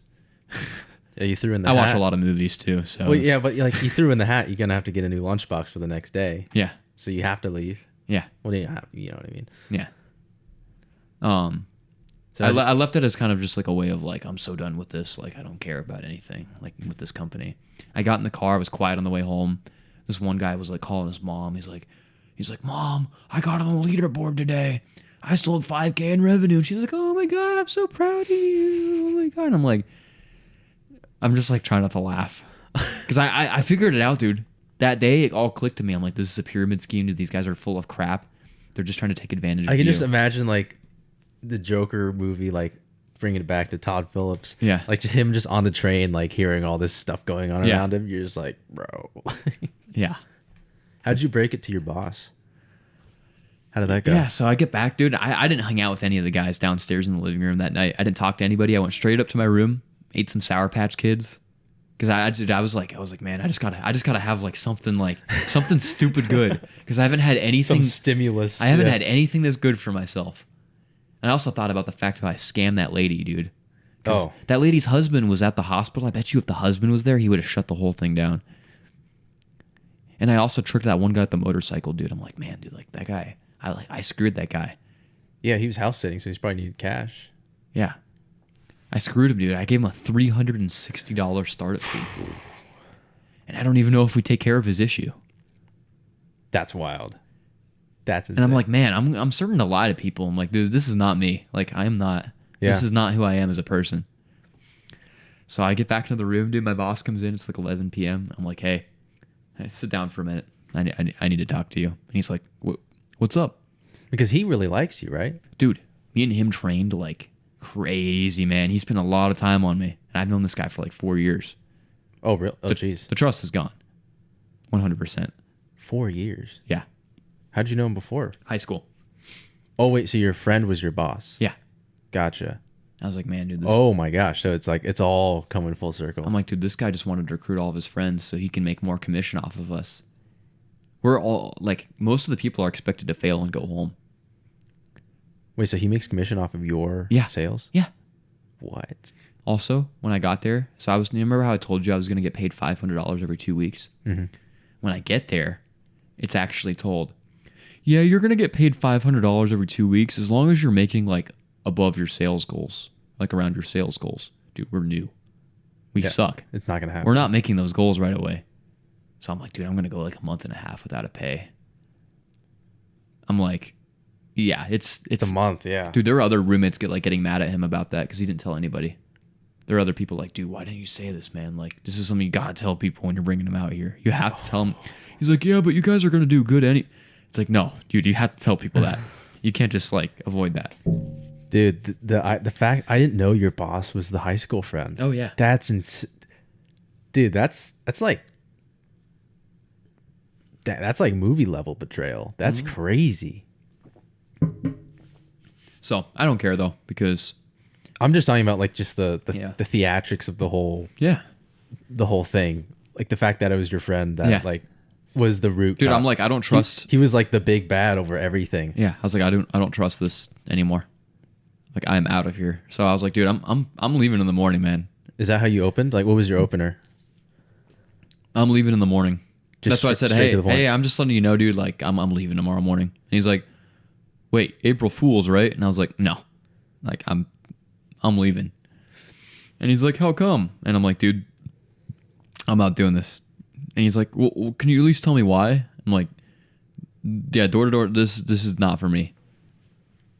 I'm like, great for you doing good, man. But like, this is not what I want to be spending my time doing. That's another thing. I was like, dude, I'm going to be out here for 4 months. I'm like, dude, I know like people say like, oh, you know, like you don't have to rush life. But I'm like, dude, no, that's time, bro. I could be cherishing doing stuff I like. Yeah. You know what I'm saying, dude? Life. That's a long time. Life is too short. And I'm like, I don't want to like look back and be like, oh man, I wasted that 4 months in Florida. I'm like, yeah, I don't want to like spend this time out here. Like if it was doing something that I liked, it'd be different. Hmm. Like if I got like a film job that was like all summer in Florida, like that'd be awesome. Like an internship or something. But it's like, dude, door-to-door salesman, dude, this is bad for your health. Like you're getting cooked by the sun. You're walking way like so far, dude, that like you shouldn't be walking that much in a day. Like someone like me, Yeah. that's like all thin. It's bad for your health. And I'm not gonna be able to eat enough to ever catch up with this. Yeah, like just the health conditions. Yeah. And the living Involved. conditions, man. Yeah, that's kind of what I meant. Yeah. Bro. It's not sustainable. Yeah. I'm like, dude, you have to be like it felt like prison, man. Like out there. I mean, you are stuck out there. Yeah. Kind of, you know. And you're doing dog work, bro, for like 10 hours a day. So I was like, dude, I'm leaving. So I got in the car. I woke up at Was he pissed? No. He's like, I'm not going to try to convince you. He's like, honestly, dude, this is not for everybody. I'm like, yep, it's not for me. He's like, yeah, I know you got film stuff going on, right? I was like, yeah, I'm going to go do that. And I'm leaving at 6 a.m. tomorrow. He's like, all right. Well, we'll hang out when I get back. I was like, yeah. Just straight it. Yeah. That's my last lie. Oh man. At least I'm sure the fact that he wasn't pissed off just mean like he didn't really care in the first place. No. But at least he didn't like start yelling at you and like, oh, you fucking suck or whatever. I didn't think so. He's a pretty nonchalant guy, so I didn't expect that, to be honest. But I got up at 6 a.m. before anybody else woke up that Saturday. Drove straight to Miami. I'm like, dude, I got to go to actual Miami. It's time to... Like, dude, this is where GTA 6 is taking place. Like, I got to see this place. So I go there, dude. I go straight to South Beach, dude, and it's so beautiful, man. That's when I called you when I was on the beach. Yeah. Yeah, that's when I was there. Wow, so that was like right after. Yeah. Wow. Yeah, I was talking to you and Katie, and I was like, oh, man, dude, I'm like laying on the beach, dude, just like totally like, because I was like, dude, I gotta make a vacation out of this. The perspective shift had to have been insane. Yeah. Dude, I saw life in a whole new light after that. I was like, man, dude, like there's so many people out there just trying to take advantage of like other people, dude. You have to like you have to stay your ground in life, man. You can't, you know what I mean? You got to like make sure you're on top of everything, like the people around and everything, dude. You can't just be saying yes to things and like getting into something like that. Like if it sounds too good to be true, it is. And also like I realized, dude, like my purpose, what I want to do with my time is to do film. And it's like, that's what I should be spending my time doing. Like, do waiting tables for money and then just do film. You know what I mean? Yeah. Like, dude, I'm like, I could be spending 4 months getting better at lying and manipulating at doors, or I could be spending 4 months learning more about film. Do you feel like you kind of, not like obviously you dodged a bullet, right? That's very clear. Yeah. But do you feel Other people have left, by the way, since. Mm. Yeah, I think one of the other guys, he was posting pictures of him golfing in AZ. So Nice. yeah. Do you feel like not only did you dodge a bullet, but like you were pulled out of like this? It felt like a cult out there. Yeah. Dude, if you look on people's Instagram pages of people that work there, they only follow other people in the company. Some of these people didn't even follow like their own family members, man. It was just other people that worked in the company. Wow. And like one of my other friends had a falling out with them. So he did it last year, one of my other friends, and he actually like made decent money. And He made like 20K or something. I think maybe 50K. Maybe. I don't know for sure, to be honest. Because nothing's true anymore. Also, it's just like dude, you get cancels, bro. If people cancel the contract, you stop getting paid off of it. So like as the off season goes after the summer, your pay is gonna start to decline. It's like you could be on route to make 50K, but then it could go down to like 30K. Wait, so the sales you made, are you still technically getting paid? I don't know. Dude, to be honest with you, I deleted every contact with person in there, and I deleted all the apps involved. I don't care. Okay. Because I just like, dude, I was like, dude, this is dirty money anyways. Like, I don't want this. Well, at least like stop it from going to like your buddy, ex-buddy. The thing is that like, like cancel their subscription, you know? I deleted the app that runs pest routes, Oh, so I couldn't even tell you, to be honest. But I would have done a scorched earth policy when I left or something like that. yeah, I don't know. I just wanted to be out. I was like, dude, I'm in Miami now. Like, Yeah. yeah, I can imagine the bliss of just like, it's like when you close all the tabs out when you're done with homework. yeah. That's what I did. I removed everybody off of like social media that I was out there with. No, not everybody. There were like one of the other guys that quit. I've known since elementary school. He's actually a really cool guy, and he quit too. So he also got trapped. Yeah, he was out there for like a month. Oh, bro. I think he really like was trying, and it's like, but yeah, it's just He was actually a good person, unfortunately. Yeah. Yeah. yeah. So like, dude, like a lot of those guys, bro, they just get really cocky and become like an asshole because they're just lying and stealing people's money all day, dude. Yeah, and they're So- getting away with it Yeah. too. Yeah, it's one thing like you talk about like Well, it how- is legal because they actually are giving a service. Well, but you are lying. about certain things, yes, Yeah. yes. So that's what I mean by like Yeah. I guess morally getting away with it. Yeah, That's what I mean. Your truck might not have been in the neighborhood for a month. Yeah. I got my truck here today. Mm-hmm. Yeah. I got my truck That whole here truck today. thing started to become stupid to me. I was like, It's like a meme, dude. Yeah. I got my truck here today, bro. Yeah. the thing is, it's kind of like a secret society. That's how I view this as, like a cult. So it's like not as well known by everybody. Like the scammers. Yeah. But most people, when they think door-to-door sales, they think slam the door. That's like what the common person thinks. Yeah. And I figured out like the reason why. Yeah. See, like Girl Scouts, they have a good cause, right? Selling cookies door to door. You know, they're building people skills. They're selling cookies that are good. There's no harm. Generally, yeah. Yeah. Yeah. But it's like, because you're not signing people into a contract of cookies. You're just selling them a cookie at one time. That's true. There's no Yeah. they're not contractual. Yeah. You're like, oh, well, cookies for 5 years. Every month, a whole load. Yeah. Oh, $200 cancellation fee for cookies. We just finished off the Thin Mints in our freezer. Yeah. Those are so good, man. But yeah, so I went to Miami, hung out there at the beach, ate some Cuban food, drank some Cuban coffee. So good. Dude, I like sipped it with a spoon. Like that's not the way they had it. And I had a salmon with like fried bananas. So good. Okay. So good, man. I won't knock it till I try it. Yeah. I was like, cool, man. I experienced Miami Beach.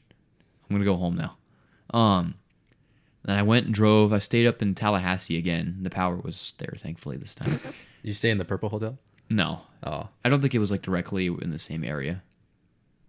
Because it is a city. Did you ever get like South fried chicken? No. No. That's tragic. It's okay. I got to eat Cuban food, so I was satisfied with that. Next stop, New Orleans. I was like, dude, I gotta go to New Orleans, man. I'm driving right past it. Yeah. It's perfect within my time frame, so I book a hotel there. My hotel was built in like 1841. It was so cool. The guy like showed me all around, told me about the history of the hotel. So such a cool spot. I had my own personal carport there that was locked that I had the key for. What's a carport? I'm stupid. Just like where you park your car and you can shut a gate and lock it Oh, so no one can get to it. nice. I was like, dude, that's awesome. So yeah, dude, I go out. I'm like, dude, let's go to the French Quarter, man. Let's go to the jazz clubs and the tourist areas, you know. Mm-hmm. So I stop and I eat like there's a lot of places closed at this time. I didn't know the food situation as well. Like I wanted to get some good seafood down there, Yeah. but I didn't know all the places around me were closed except for like this one Chinese restaurant. So I ate like fried duck, which was still delicious. Down there. You And always count on the Chinese spots. yeah, I had a cocktail, dude, that was like this tall. Dude, Arizona, man, we like at my restaurant, dude, we do 2-ounce portions. Dude, there, I don't even know how tall that was. Dude, they just pour, bro. They just pour. So I drank one, dude, and I was already like really drunk off of one cocktail because it's like this tall. Dang. And dude, they have like to-go alcohol there. You like he's Is like that the Chinese spot? yeah, he's like, you want a to-go cup? I was like, no, I finished it, but I was like, that's crazy. All New Orleans, man. Any place you can just get to go. Wow. They have like to-go bars. Bro. You can walk around like drinks on the Because street there. in Arizona, it's all no alcohol bar at this point. Yeah. Yeah. Whatever. Yeah, dude, you can drink alcohol like on the street there, like open. So I go down to the New Orleans, man, and I go to the jazz club, man. It's cool. I met a family from like Montana. They bought me alcohol there. They're really nice. Just Wow. talk to them about like my journey, and they're like, "Oh man, like you're experiencing life." They're like, "That's awesome. Like you're out here by yourself." Like that, they're like, "That's awesome. You're gonna forget this." I'm like, "Oh yeah, oh yeah." I talked to like one of the piano players. He was a really cool guy. I bet, dude. Yeah, they're all really cool people. Dude, those the not even just like the musicians out there, but the jazz pianists out there Yeah. are crazy, Yeah. dude. They are insane. And In a I good know I wish way. I was longer to see more of it. I would go back there, but I would not go back there alone because that place is dangerous, man. Dude, I get out there, dude, there's like 3 people trying to sell me cocaine. Bruh. They're like, dude, I got an 8-ball left over and all these terms. I'm like, oh man, this place is crazy. And like I kept like patting my pockets down to make sure like nobody was like I didn't get pickpocketed. And this or is anything. after you've dealt with like the dregs of society for a Yeah. whole week. Yeah. Yeah. But it was nice. Dude, it was nice to like walk around. And then like after a couple hours, I was like, all right. I Ubered back to my hotel, slept. I woke up at 4:00 in the morning the next day to this pain on my back, like horrible pain. I was like, oh man, this hurts, dude. I had a sunburn from Florida, Oh, like a really, really bad sunburn. Like, because the UV rays are stronger there, man. And like, I just have really sensitive skin. Like I'm just not adapted to like how it is down there. yeah, you're fucking white. Yeah.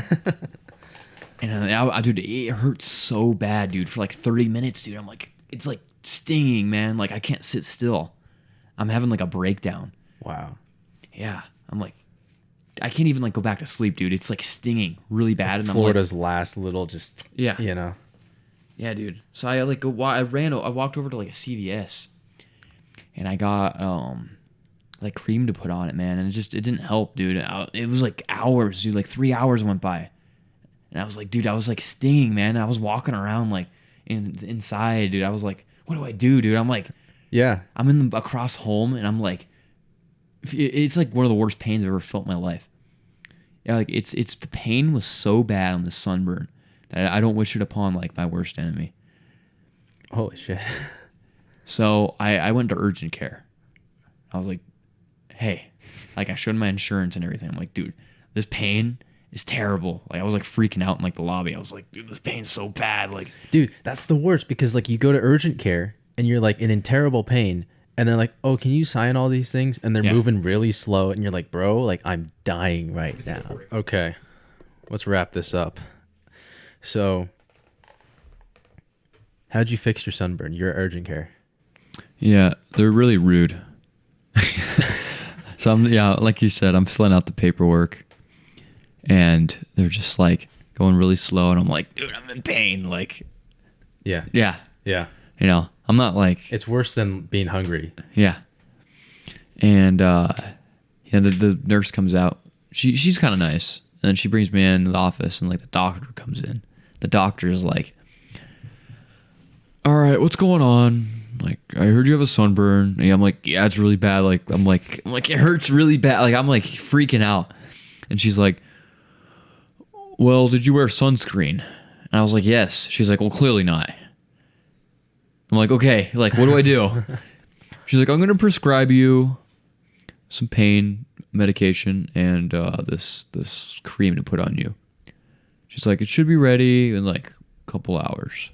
Bro. Or no, it should be ready at like the nearest like Walgreens. And I was like, okay. And I'm like, it like stings really bad. Like, is there anything else I can do? And she's like, honestly, like you're gonna have to just wait. She's like, I really don't get paid enough for this.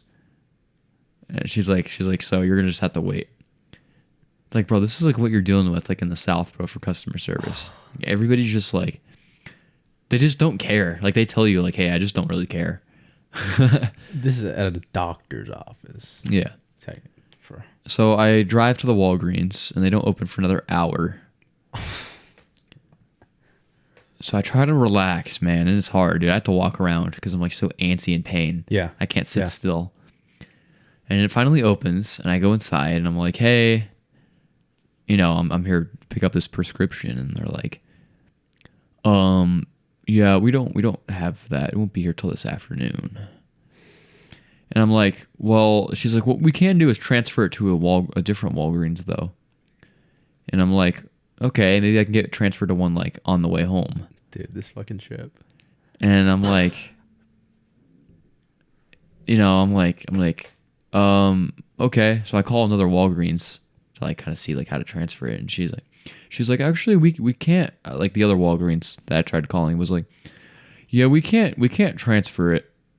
Like we can't get it in. Like, and I was like, but I was told the other one. She's like, yeah, we can't do that. And I'm like, I really need it. She's like, no. So I call back the original Walgreens. And I'm like, hey, like I was just calling the other one, and they said that they can't transfer it. Like, how do I do that? And she's like, what do you mean? I have it right here. It's right next to me. I have your prescription ready. And I'm like, oh, cool. Can I come pick it up? And she's like, yeah, it's ready. I'm like, oh, cool. So I get there and I'm waiting in line, and I'm like, hey, I'm here for my prescription. I just talked to her on the phone. She's like, no, it's not ready till this afternoon. I'm like, I was just on the phone with somebody and they said it was ready. And then she's like, well, it's not. And then this other lady comes and she's like, yeah, it's right there. And I can like see it. He's like, it's right there. And she's like, oh, well, okay. Oh, so the first lady was just BSing you. Yeah, I don't know what her deal was, man. I don't know what her deal was, but I grab it. I think it was racism. But Okay. But anyways, I get it, and I'm like, thank you, have a nice day. She's like, yeah, whatever. She's like, next. Like, bro, they're just so mean. Like, please just be nice. Dude, if somebody was like, hey, you're gonna be okay. Like, just do this and this in like a gentle tone. Mm-hmm. It totally like would have made me feel better. And that's what I was just trying to get that. Like somebody like, you're gonna be fine. Like, just do this, and this. You're gonna be okay. The lady at urgent care was like, get in your car, go get it, get out of here. Like, dude, they were menaces. Like, bro, I just needed somebody who was just like, you're gonna be fine. Yeah, it's gonna be okay. Like, that's all I needed. But nobody was like that. And then I took the medication. I kind of had to drive like a little like with kind of pain. Yeah, because it's on your back. Yeah. Oh, it's the worst spot. If it was on my arm, like I could just drive like one arm and yeah, be fine. Dude, it was on my back, so I was driving. Like I kind of had to like arch a little bit. Yeah. Oh.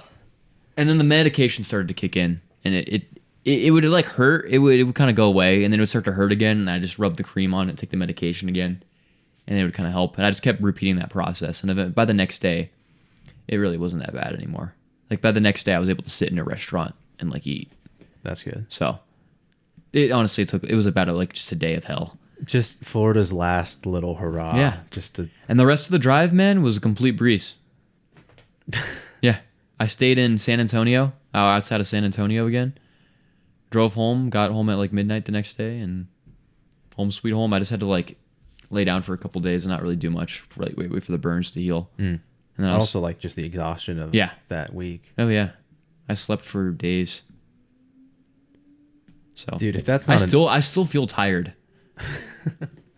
Yeah. How many weeks ago was this? I got back about a month ago, or almost a month ago. Wait, 20th. Yeah, in 3 to 4 days it'll be a month since I've been back. Wow. Dude, if that wasn't an omen, just the trip up there. Yeah. Because considering the only thing that plagued you on the way back was Florida again. The sunburn. From Florida. Everything else was fine. I didn't get pulled over or anything. Because what I did is I stopped driving on the roads past like 10 p.m. at night, in like a rural area. Gotcha. So I could like avoid cops and attention. And it was fine, man. I just breezed through Texas. I breezed through New Mexico. Got back to AZ.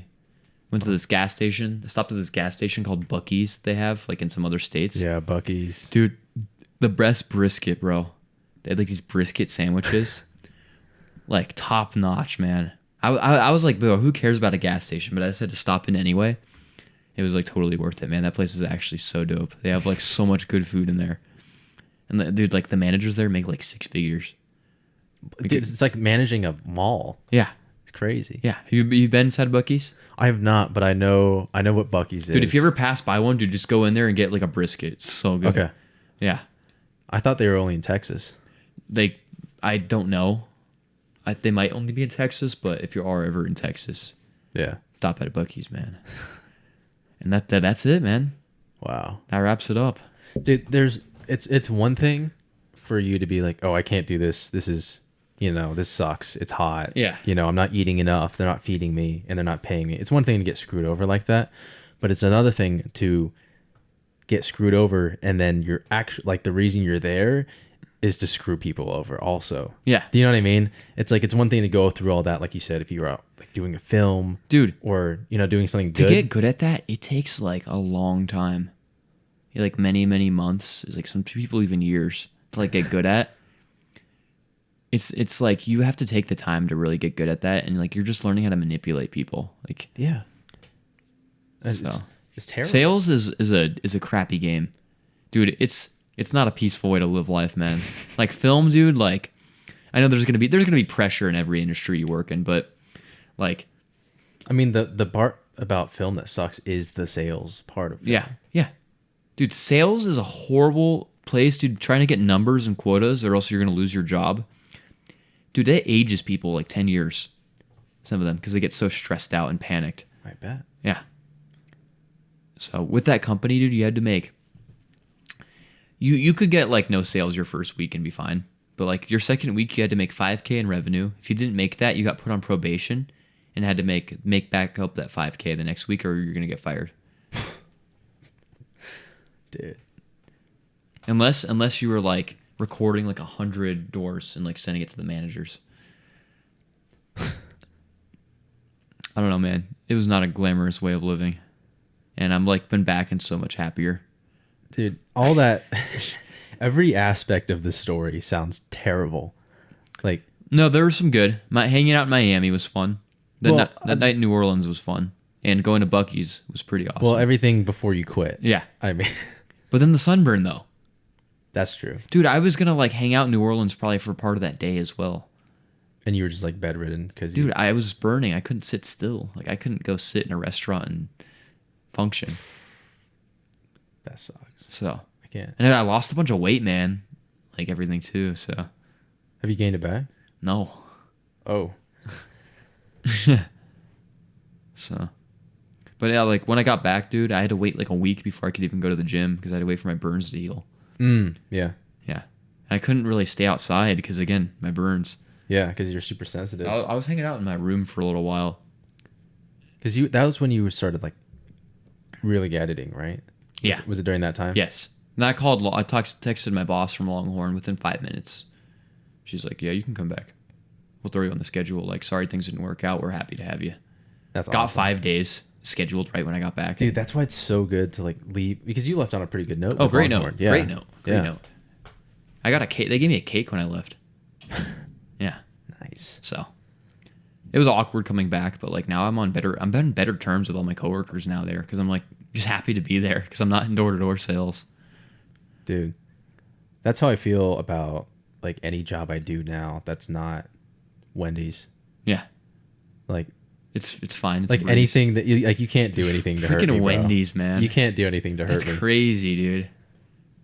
It was kind of similar in the workaholic culture. Yeah. Where you were allowed to take breaks. They were unpaid 15-minute breaks. You got one a day in your 10-hour shift, which sounds terrible. That sounds but, like, illegal. it was illegal. I never took them because I was like, well, I don't want to not make money. Yeah.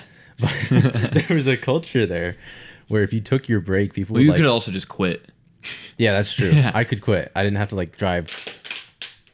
Gosh, I didn't have to drive like a million hours home or whatever. But they would make fun of you if you took your break. Just stupid. That's what they did in door-to-doors, dude. They were like, only quitters sit. So I did that, dude. I didn't sit at all until the last day. What do you mean sit? Like, take a break and just sit down on the sidewalk for a minute. Let your legs heal. Like when you're by Yeah, yourself. you were considered weak. Yeah, that's stupid. Yeah. It's so dumb. They made up a story, dude, like during like the training, how they like saw like one of the new guys sitting at a park and just like relaxing for a minute. How like one of the owners of the company took a picture of him because he saw him outside of his house and like sent it into the company, and that guy got fired. I'm like, I look, you don't believe it. Like looking back on it, I feel like they just made that up to like scare people. And to, Oh, like, 100%. just to like keep moving. 100%. Yeah. So. Yeah, now like after what you said, like my Dude. Wendy's stories feel like nothing. But it's like, dude, I mean, they probably just took advantage of everybody there.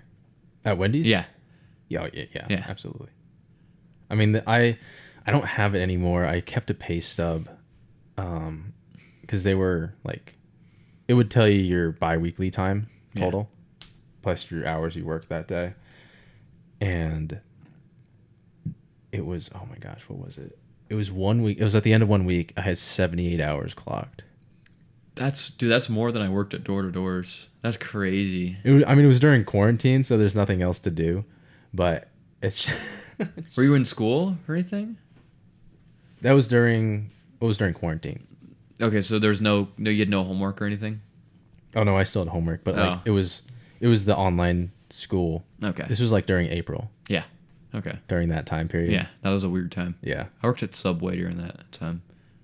Like I remember, like there was one time where like one of my classmates was working at McDonald's. Yeah. Like the front register, and his phone propped up, was in the Zoom class, like one earbud in, at his job. That's hilarious. Yeah. That's awesome. Yeah, I mean, anytime, like he never talked, obviously. Yeah. But that'd be hilarious. Like you're just in class. So how do you feel about Abraham Lincoln's assassination? Whatever the McDonald's thing. I forget what the McDonald's chime is. Of the There's one fryers guy. going off. Who was I talking to? I was talking to this guy the other day who worked at McDonald's, man, and he's like, dude, I would hear that in my sleep. Dude, I did too. Yeah. Like when I was working at Wendy's, I would come home. Like I get to Wendy's at 6 a.m, right? You know, because we open at, when do we open? 6:30. Yeah. You got to prep. Some of the guys got there at 4, like the prep guys. But I would get there, just set up my area at 6 o'clock, and I would leave sometimes at like 8 at night. Because like, you know, you got to cover for people if they don't show up. Yeah. And I would go home. I would have eaten there, and I'm eating all the shitty Wendy's food. Yeah. So I get home and I immediately crash. Mm-hmm. Like sometimes I would crash, like not even brushing my teeth or showering. I would just like take my clothes off, flop in bed. Yeah. And I'd wake up instantly to go work the next day. And it got to the point where I was like, my mom came in one day on my day off and was like trying to wake me up because we were going to go like to the mall or something. And she said that she tried waking me up, and I said, it'll be ready in a minute or something like that. Or like, it'll be ready in a minute, or like, oh, like something about like Baconators or something. Yeah. And she was like, man, you gotta like not work here anymore. He'll be ready. Yeah. Dude, oh my god, dude. Dealing with all the Wendy's customers all the time like that. I mean, yeah, like I feel so Yeah. I don't know if emancipated is the right word, but like compared to the door-to-door stories. But I dude, it's cannot like, imagine. it's just corporation. Oh, even a corporation, man. It's just a pyramid scheme. But no benefits. oh, benefits, dude. Yeah, You're not even considered an employee. You're an independent contractor. Oh, dang. So you have to deal with all the people you sign up, by the way. What do you mean? You get their numbers and you have to like talk to them sometimes and like oh, like your buddy was manage doing. them. Yeah.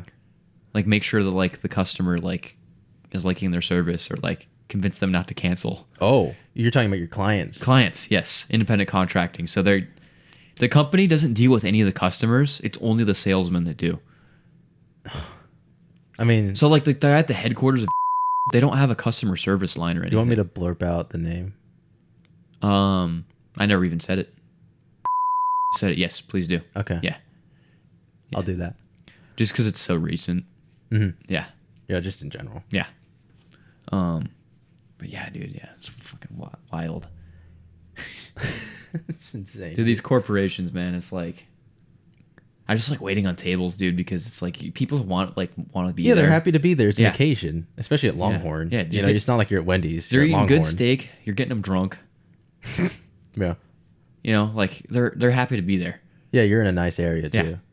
Yeah. Yeah, I mean, you have bums that come in that are like trashy, and those people like order the cheapest things on the menu, and it's hilarious. But But it's like, dude, I'm not taking advantage of them. Like they're coming here and like spending their money. Yeah. They're not like, I'm not like, can you grab that credit card real quick? It's like, hey man, like you want another Miller Lite? Like it's like, Yeah. you can upsell, which is fun, but it's like it's not scamming It's them. not why you're Yeah. there. Yeah. And like with Wendy's, sometimes these guys would be coming through the drive-through and they just got home from work, or they just got off of work and they just want to go home and they're getting food. The guys who come to like the Longhorn or whatever, that's why they're there. Yeah. It's the occasion.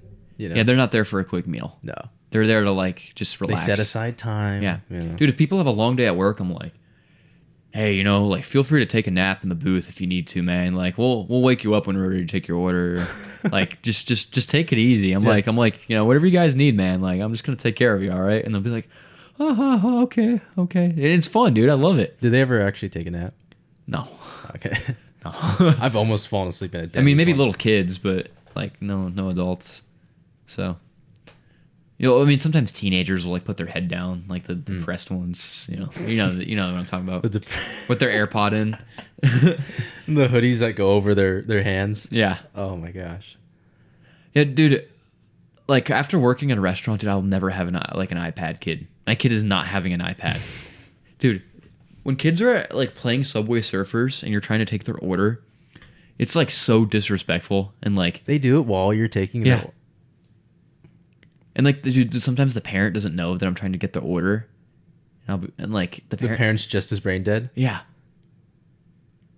Dude, we had this kid throw up yesterday, right, at the booth, because he was drinking the strawberry lemonade. Our strawberry lemonades have a ton of sugar in them, man. So it's like they're gonna hurt your stomach. Yeah, it's the steakhouse strawberry lemonade. Yeah. And you know what the parents do? They give him another strawberry lemonade and he throws up more.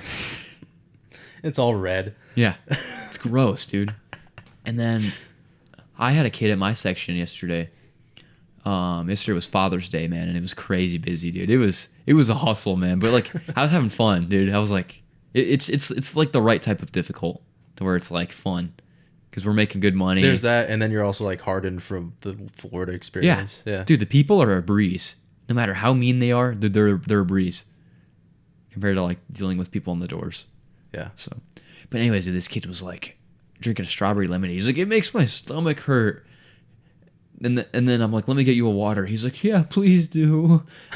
How old is this kid? He's like 5. I'm like, dude, he's actually smart. He's using his head. And his parents weren't like, oh, maybe we should. No, his parents were like, thank you. Like, thank you. What, could they not tell him no? Well, he asked himself, dude. Dang. Yeah. He was like actually smart enough to like stop drinking it. I'm like, dude, that kid is gonna grow up to be smart. Yeah, he's gonna go far. He can realize that like, if something hurts when you consume it, don't consume it anymore. Don't keep eating. Yeah. Wow. So. Yeah, dude, that's about all I got, man. I'm hungry. Yeah. Yeah. What are you thinking? I mean, it is like almost 10. Holy shit. So there's not gonna be a ton open, but Cane's where's that? Let's see what else we got though. dude, there's a Cane's going in next to me. Oh, Pretty really? soon, yeah, Nice. like 2 miles up the street. It's gonna be banger. I'm so hyped about that. I'm gonna go Baroque. Dude, there's one right next to my work, and they're open till 1. So like, dude, on my closing shifts, man, like You have to. yeah, usually every like at least like every 2 weeks, I'll stop in there. Sometimes every week, dude. If it's like I don't have any food prepped at home, like I'm not cooking chicken at 11 p.m. So it's like, dude, I'm just gonna go get some Cane's.